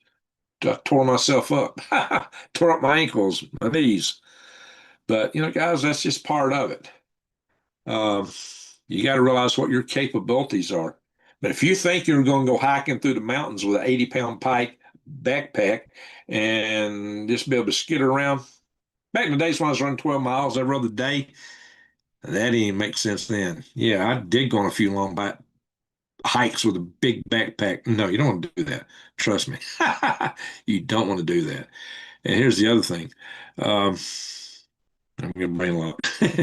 Yeah, you don't want to do that with the backpack. Trust me. So, do you grow blocking for fertilizer? Blocking? What's blocking? What is blocking? I don't even know what blocking is. I got my worm castings. I'm raising worms.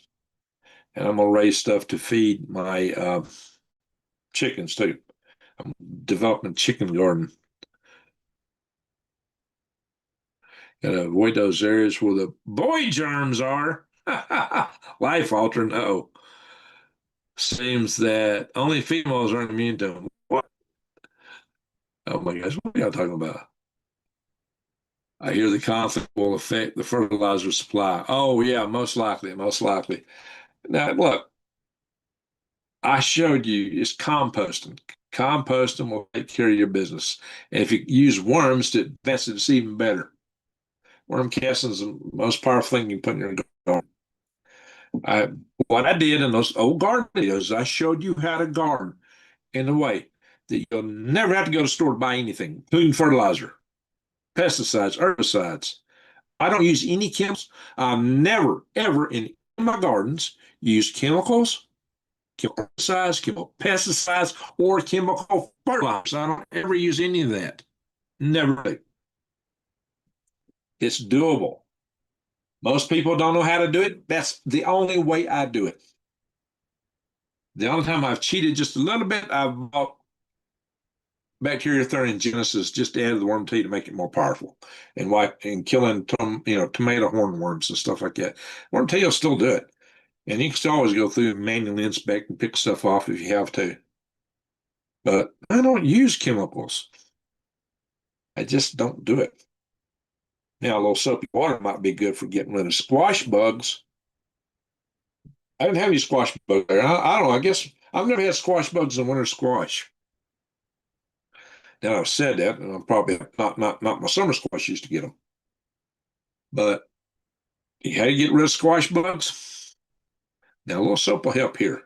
Just a little soap. Just takes a little bit. Put it in a gallon of water. First thing it is, you go out to the garden and spray the garden, the soil where the squash are. The squash bugs will come up out of it. Once you do that, you can get them. Then you can spray some soapy water. That soap will dissolve the pores on their skin through which they breathe. They can't breathe. They'll be kicking over and then the funky chicken like instantly. They can't breathe. You can spray it on the underside of the leaves, you squash plants. But here's another way you can take care of the underside of the leaves. You have the soapy water. Any squash bug's not going to survive it.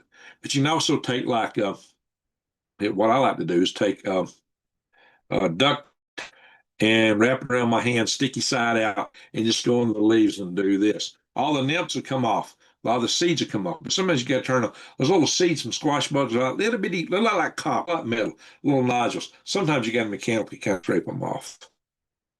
But there you go. There's some gardening tips. I've been in here telling you how to survive, guys. And, a lot of people think, well, it's all about hunting. No, it's not. You're going to starve to death if you're trying to live by hunting because all the big game will be gone in a matter of weeks. If you don't believe that, you need to go back and look at history because we nearly wiped everything out when there was just a few hunters that used black powder stuff, okay? Now we got tons of people with big high-powered rifles with nice scopes and lasers. Yeah, how long do you think we got a lot more hunters today than we had people in the country back then? So how do you think all that game is going to survive? About the only thing going to be able to hunt is rats. Small little stuff. Maybe some little Tweety birds. So in that case, anything bigger than a 22 is too big. But every time you pull a trigger, you're going to be shouting to the whole world, I'm right here, unless you got a silencer. Every time you pull that trigger, I'm right here. I'm right here. There might be food here because I just took a shot. I'm right here. I got a gun. I got ammo. You know it right here. I am. Here I am. So I did some videos on using blowguns and stuff like that. Why? They're silent. Hunt silently if you can. And then there's some little blow. Now I got some good sized blow darts that can take out some fair sized critters, but I also got some tiny little ones for the Tweety birds. Anyway, there you go. We used to collect the tomato worms and let them charge in a controlled environment. Change. Oh, okay. I guess it make a big old mouth because those are big worms. Birds like to eat them. I don't know how to be trying to eat one of those things, but hey, I'm sure somebody's done it. Not today, but there not today, but they're a front movement. There will be a front movement from the Pacific, and we'll bring lots of moisture over the Rockies. We hope it comes down this way. Hey, Scott, rat meat, and hamburger helper. Hey, Brian. That's Brian. That's my buddy Brian. You know, talking about rat meat, Jay Gordon Liddy was scared of two things, rats and lightning. So he was told to overcome fears, you had to confront them. So he tied himself to a tree in a lightning storm that took care of his fear of lightning. And then he he he often ate some rats. And that took care of his fear of rats. He ate rat meat. And you ever seen Survivor Man? He's always eating a rat. Catch him with that stone trap, the figure four, trigger. A figure four trigger and something for the rat to eat on the tip. He's always trying to catch rats. And he'd eat a few. But I always warn you, though, because he's always out here in the West where they got hantavirus and bubonic plague and everything else. You got to be so careful because if you get that stuff on your hands, you might be in trouble. You don't even want to mess around with these rats, and they're nasty. They got all kinds of diseases. But if you're starving to death, I hope the heck you get some plastic gloves, some of those rubber gloves or something, as you don't want to be touching that stuff with your bare hands until you cook it really well. Any meat like that, you better cook really well. I've heard of people trying to eat skunk. Trying to eat skunk. And yeah, the meat is horrible. I don't know why anybody would do anything with skunk meat. I've heard it tastes like it smells. So I'd have to be awful hungry to eat a rat. Well, there's a lot of people do, Paula. A lot of people do. And if you're east, those rats don't have as many diseases as the ones out here got. Yeah, they have hantavirus. Never rats got hantavirus, but it's out here. You could probably you might eat 1,000 and never get a hantavirus, or you might eat one and get it. And you just never know. Let's roll the dice. I have a magpie problem in my area. Well, hey, birdies, eat Tweety bird if you have to. You're not supposed to eat a songbird. I think there's only certain birds that's legal to eat in certain times. But when the grid's down, there's no law. It's survival. Thanks for that. Oh, hey, the oldest dirt's in the house there. Where are we at here? I'm missing some comments. What am I missing? You two oblos. Rat burger helper. Rat burger helper. Now that's something we ought to sell. Rat burger helper.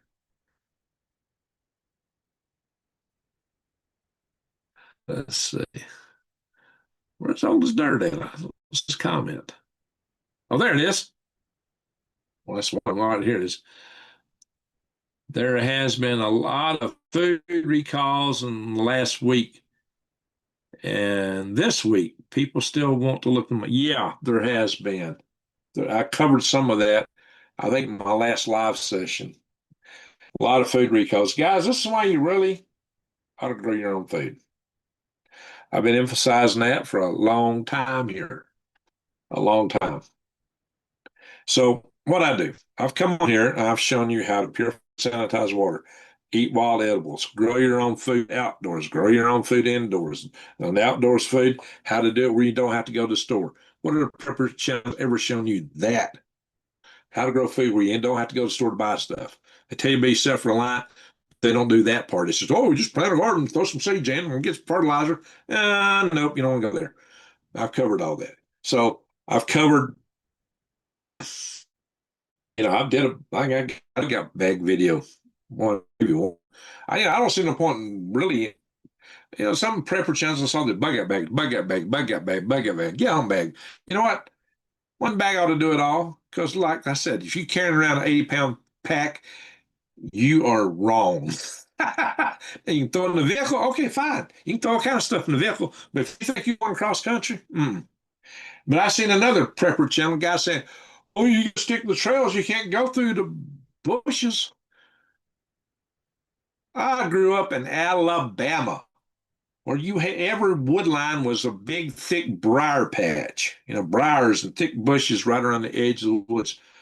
I would always go through those. No trail.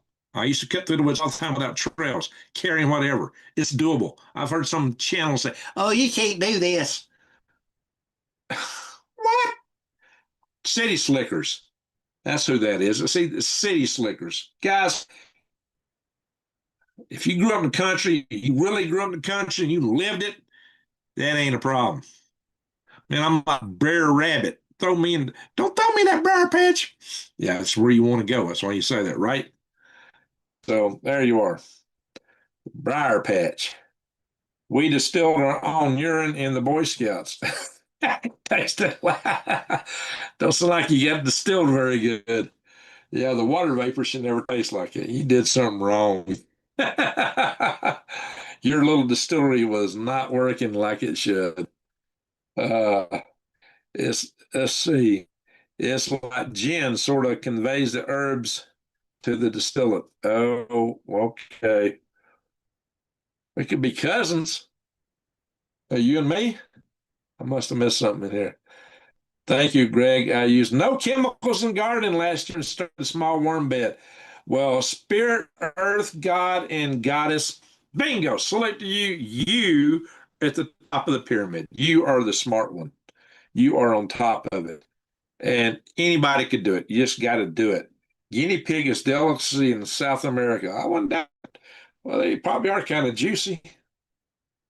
Hey, you got more meat than a squirrel, probably. I've ate a zillion squirrels. I got to tell you a funny story on that. I'm a rebel canner. The books are always saying, you can't do that, but it's been done in my family for generations. There you go. So, what was I going to say? When I was a kid, my two older brothers went out, and I was just a little thing, 4 or 5 years old. No, I was probably 3 or 4. I was still in no house. When I moved out of that when I was 5. My two older brothers went out. They were like 8 and 10 years older than me. They went out and shot a bunch of squirrels. They got a bunch of them. And they dressed them, cleaned them up. And they didn't really know the way. There's a way to do that where you can do it real fast. They didn't really know this. They worked at that. They worked real hard skinning those squirrels. Brought them in, and mom cooked them. And they were all excited at the table. They was excited. Well, they hunted those squirrels, they skinned these squirrels. They was about to get them to squirrel meat. They was all excited. I Here, just a little thing. I went up that table and I looked over at that platter and I said, I want a piece of that rat. My brothers both left the table. I had all the squirrel I wanted. Neither one of them would eat any of it.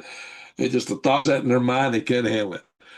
I just said, I want a piece of that rat. So there you are. Yeah, Spirit, Earth God, and Goddess 4807. You're on top of it. That's the way to do it. I've shown you all how to do it. So people come here and tell me that I'm all fear based. No, I'm trying to keep people aware. We got to know what the trigger events are. That's why we keep up with the news. What are their trigger events? When's it coming? What's coming? That's where do I need to bug out? Maybe you need to get some others. But here, the main reason is most people really aren't prepping. I'm trying to motivate you to prep, trying to motivate you to get ready. We also pray for each other a lot of times in here. This is not fear based. I don't live in fear. And I tell you not to panic. I'm not afraid. I'm just aware. I'm concerned. Yes. Concerned. Yes. Sometimes very concerned, but afraid. No. If the grid goes down, a lot of people are going to perish. Fact of the matter is, I got my own power here. Fact of the matter is, I can collect rainwater. Fact of the matter is, I can grow stuff out here. If I have to, I'll eat a coyote. There's rabbits out here, but there's nobody around. But even when I was in Alabama, I wasn't scared. I knew how to. Hey, if you live in the East and you know how to eat kudzu, yeah, you can eat kudzu. You should never starve. If you're in the Southeast, you should never starve. But people will. I don't know. I walk out to the parking lot. I think I did on one of those. I walked out in the parking lot of a Huddle House or a IHOP, wasn't IHOP, was it Huddle House or one of those Waffle House places? And I looked in the yard and I said, "Look at all the edible food here. There's all these different little weeds. This is this and this is that. Pulling them up. So, man, you can eat right here for free. You ain't going there buying their junk." I've done that, guys. I think I did it in the video. Surely.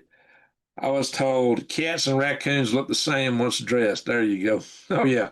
A lot of people thought they were eating raccoons. Just got to remember raccoons got those sink glands on their legs. Get it them, the hindquarters. So we love you, Greg. Well, thank you there, Teresa. Teresa Staton.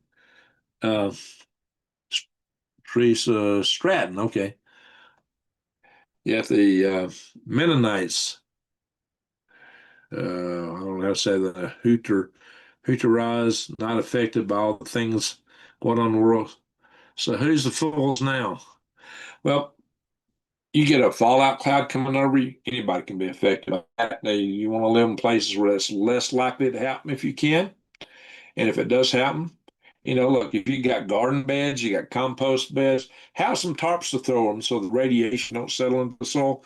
It'll be on top of that tarp, and then just roll that tarp off and do away with it. If you're outside and some kind of nuclear event goes off, here's what you need to know. You got to go as soon as you get inside, take your clothes off, and pull off on the porch or somewhere else because they're contaminated probably with the radioactive materials.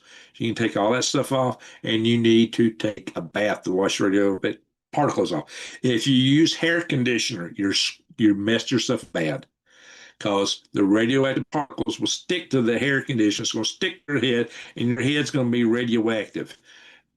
So do not use hair conditioner. Hair conditioner, yeah. Do not. You probably don't want to use shampoo, especially shampoo that's got conditioners mixed in it. No, do not use that. Do not use that. Last thing you need to do is have hair that glows in the dark. So seriously, there's a couple of preps. If a nuke goes off, don't look at the blast. It will blind you. And you're going to hear it. You're going to see it. You're going to see it first. Just look away. You'll still see it. Even with your eyes turned away from it and hands over your eyes, you're still going to see it. That's just bright. But as soon as there's a blast, hit the ground. Preferably in a low place. If there's a low place, a ditch or a depression, jump for it. Because here's what's going to happen. You're going to have two blast waves. One throws all the junk away from the center. Or a lot of people make a mistake. Okay, it's passed. And they stand up. Then you get a back blast. Comes back the other way. Same thing. And it's going to be carrying debris. It's going to be like a tornado, just chock full of debris going out. There's debris coming back in. It's going to go out and come back in. So you want to hit the deck. You want to fall fast as you can, hit the ground. So I got whole videos where I cover this stuff in depth. You need to go watch my videos. Some people are glowing hair anyway. That's true. Some people do. But guys, I've covered this stuff. I've talked it in many videos. And we're going too late here. We're on here almost 2 hours now. Holy smoke. Holy guac and smoke-a-moly. Program 420, I don't think they look the same size for one, but a lot of animals look alike. Skip they do. A lot of animals. Hey, I knew a guy who used to raise rabbits, and his kids didn't eat rabbits, so he'd always tell them it's chicken. The funny thing was that chicken always had 4 drumsticks. He was just glad the kids never asked him about that one. That wing is a 4 drumstick. Where's the wings? They probably ate so much of his rabbit chicken, they probably didn't know what they ought to be looking for. Rabbit chicken. There you go. Don't get friendly with your anything you're planning to eat. Don't make a pet out of it. Okay. You can make dandelion tea. Yes, dandelion tea helps fight a lot of colds and fevers and stuff. It's good for you. Really good for you. Drink some coffee here.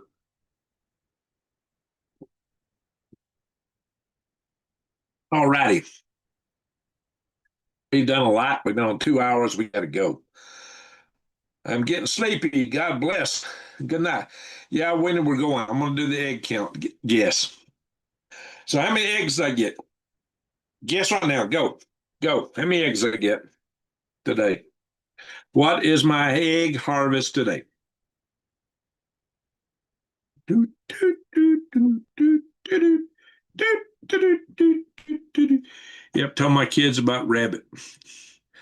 I used to hunt rabbit and eat them. Squirrel, rabbit. Oh, we can. Five. Spunky sugar. You got it. Spunky sugar got the guess. It's five. We got five eggs. Okay, quit guessing because I got another question for you. All right, spunky sugar. Got it. Five eggs. My mama said to get things done, you better not a mess with Major Tom. It's five. Quit guessing.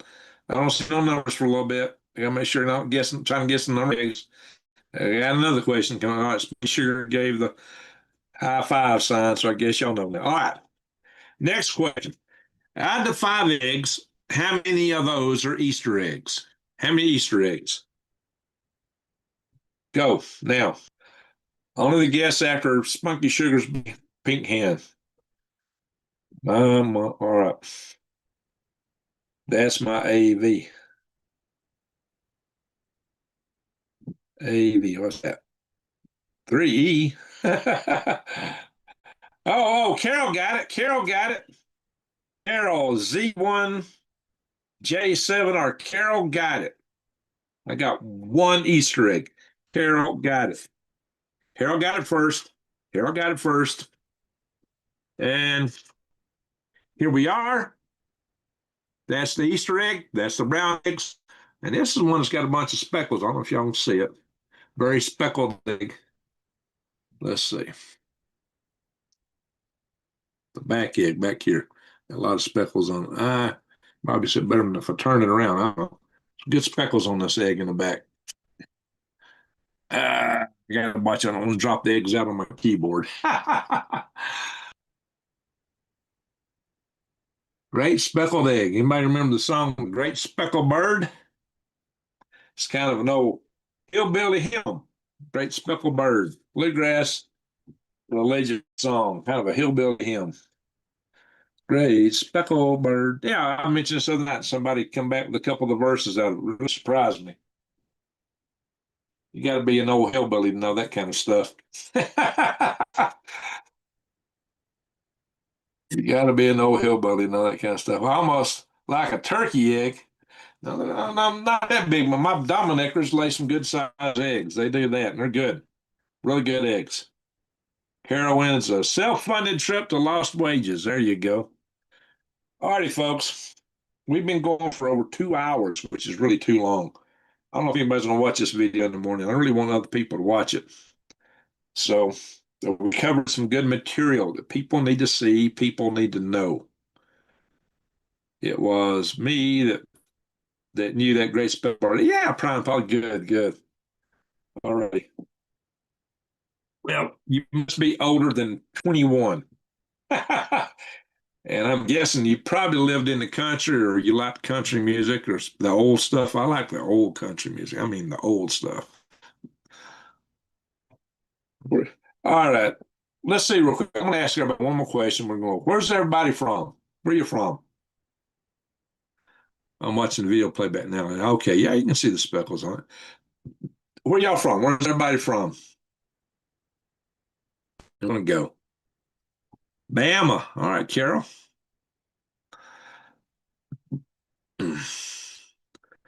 Uto blows. Have a good day. Tell us where you're from. Kentucky. Oh, my cat woke up. East Central Missouri. All right. My cat's woke up. You hear my cat? Colorado, Spunky Sugar. Yeah. Yeah. Ohio, Plymouth, Massachusetts. Hey, Pilgrim, that's a good place to be for a Pilgrim. Missouri, Jesse James County. All right. You know, Jesse James used to go to Huntsville a lot. They had the James family had family in Huntsville, Alabama. Minnesota. Yeah, we know you in Minnesota. God bless your soul. South Texas, Northern California, London, Ontario. Hey, I've been in that area. I've been in the area. How do you Zolo Reed Chick? Old as dirt, Illinois. What part of Illinois? Missouri. All right. Hang on. Come here, kitty. Come here. Whoa. When I got this cat, he was smaller than his head is now.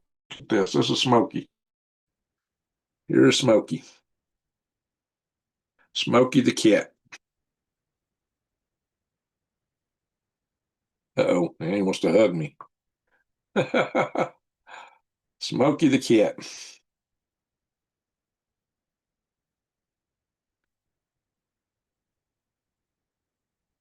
What's that all about, kitty?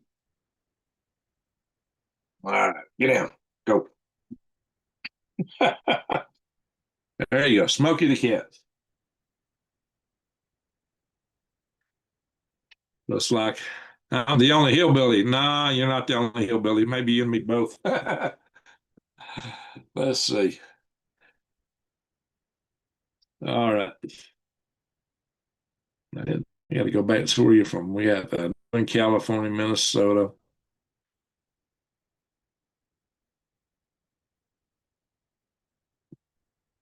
Kentucky. Yep. All right, Prime Follow. Kentucky. Well, you're in the bluegrass state. That's a good reason for you to know that song. The bluegrass state. All right. See, Paula, you're the one that inspired me to ask that question.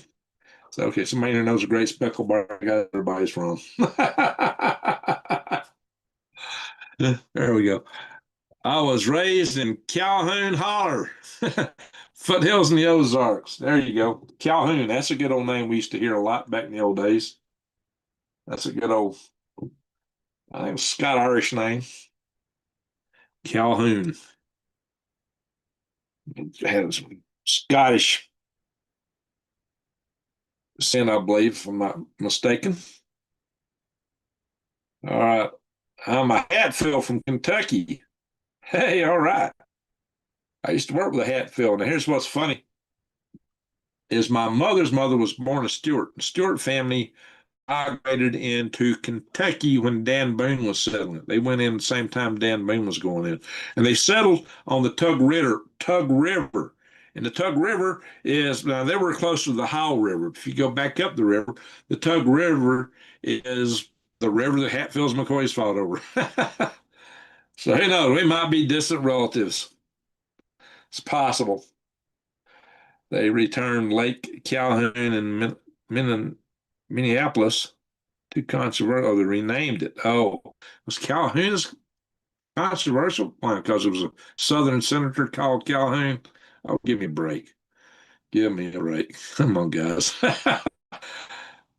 uh, let's see. South Carolina, a place that is getting rid of Graham. Good, do that.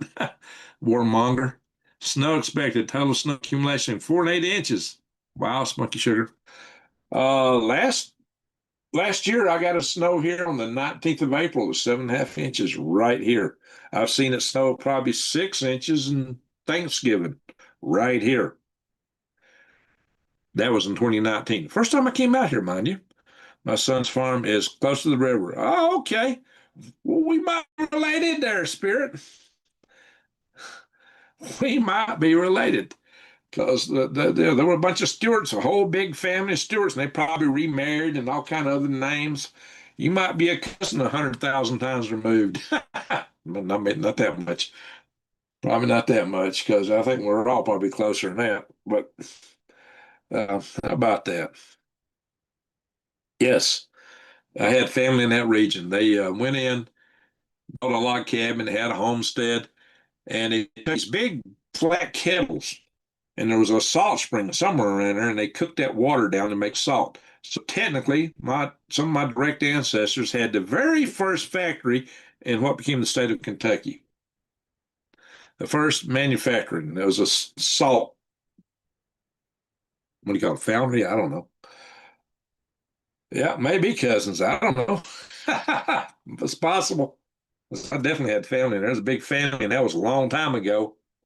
So they spread out, mixed around. So who knows? We might be cousins.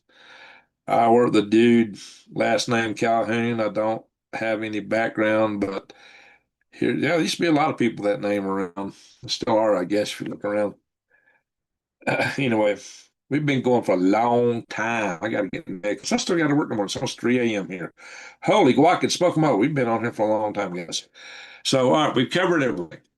We've gone through all the news. We've gone through space weather. We've gone through the chat room and guest eggs. And now we're just chewing the fat. Very nice time here tonight, sharing stories with friends who visit. Thank you all. There you go. All right, I want to, Brian Paula, it's almost 5 a.m. Yeah, we got to go. We got to go. We're up too late. It's hard to get away from you guys. It's hard to get away from you guys. It really is. So I want to thank Super Chatters. Yes, I want to thank the Super Chatters. Let me check my phone, make sure, because we do have a couple of people that don't always come in the chat room, but sometimes give us a donation. If that happens, I don't want to miss them. Meow, meow. Woke him up. Not tonight. Not tonight. All right. Very, very good. So thank you, Super Chatters. Thank you, mods, for keeping the chat room safe and clean. Thank you, everyone, for coming. Guys, I discovered something. My channel 3 years ago hit a ceiling in subscriptions. It's not gone up in 3 years. My channel's growth was going like this, and it went straight over, flat 3 years ago. And then subscribe people like crazy. So make sure, people tell me you don't get notifications. Make sure you subscribe. Bang the bell and click the all button, because that may be why some of you aren't getting notifications. But then again, this platform stomps me hard. That flat curve across the last 3 years is kind of proof positive. Born Bama, lived in Huntsville in California, AZ, to over 30, returned to Bama for other states between. Hey, there you go. You've been around. Yes. Cool. Lived in Huntsville, California. So you've been to Arizona too. Well, come out and see me sometime. There we go again. All righty. So I just want to thank everybody for being here. I really appreciate you guys. I wouldn't spend all this time talking to you if I didn't care for you, if I didn't think about you, if I didn't love you guys. I wouldn't do this because it's late. I got to get up early and I'm very sleep deprived. But, I've tried to bring you guys some messages. I mean, I'm not getting any ad revenue in these live sessions because my stupid, I can do it from the phone, but I can't do it from Zoom. Zoom just messed up. Um, Scott Irish Cherokee. There you go. Well, I got Scott Irish ancestry like crazy. We might even be related somewhere down the line. But anyway, I don't know. So I didn't get notified. That's why I was late. See there? But this platform stomps on. So everybody, subscribe, bang the bell, and click all, but also keep an eye out for my videos. Sometimes you got to look and see maybe you missed one. Just remember, if you see a 2 hour, 3 hour video, the news is on the first part. The whole thing, just catch that part to see what's going on. Kim Possible, Michelle, Colorado Jans. I don't know what's we haven't seen Samuel Turner in a while. I'm getting worried about him. That's one thing. A lot of us are up here in the years.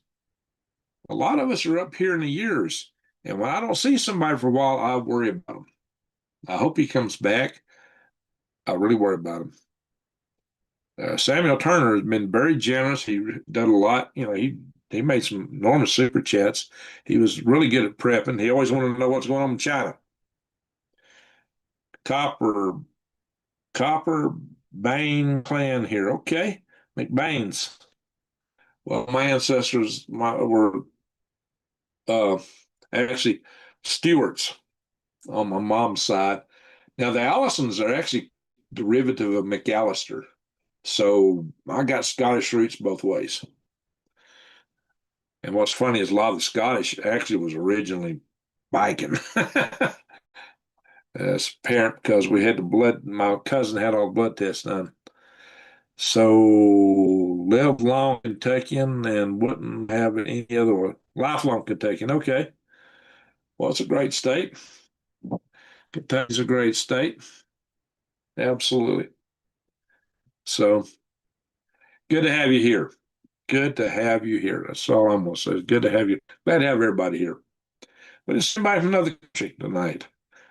Don't we have somebody here? I usually get somebody from Britain or Denmark or somewhere. Australia. Yeah, we had Rodney in the house. We had Alaska in here tonight. Mag Rising. We've had Rodney in here tonight. So at least we had Australia.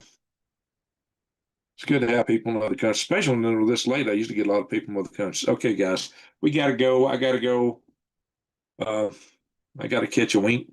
This darn cat will probably keep me up tonight, and I got to get up about as soon as I get to lay down. I know a guy named Jim Bob Stewart. You know what? The ancestor who first went into Kentucky was James Stewart. That was his name, James Stewart. So, they might have kept those names rolling and going.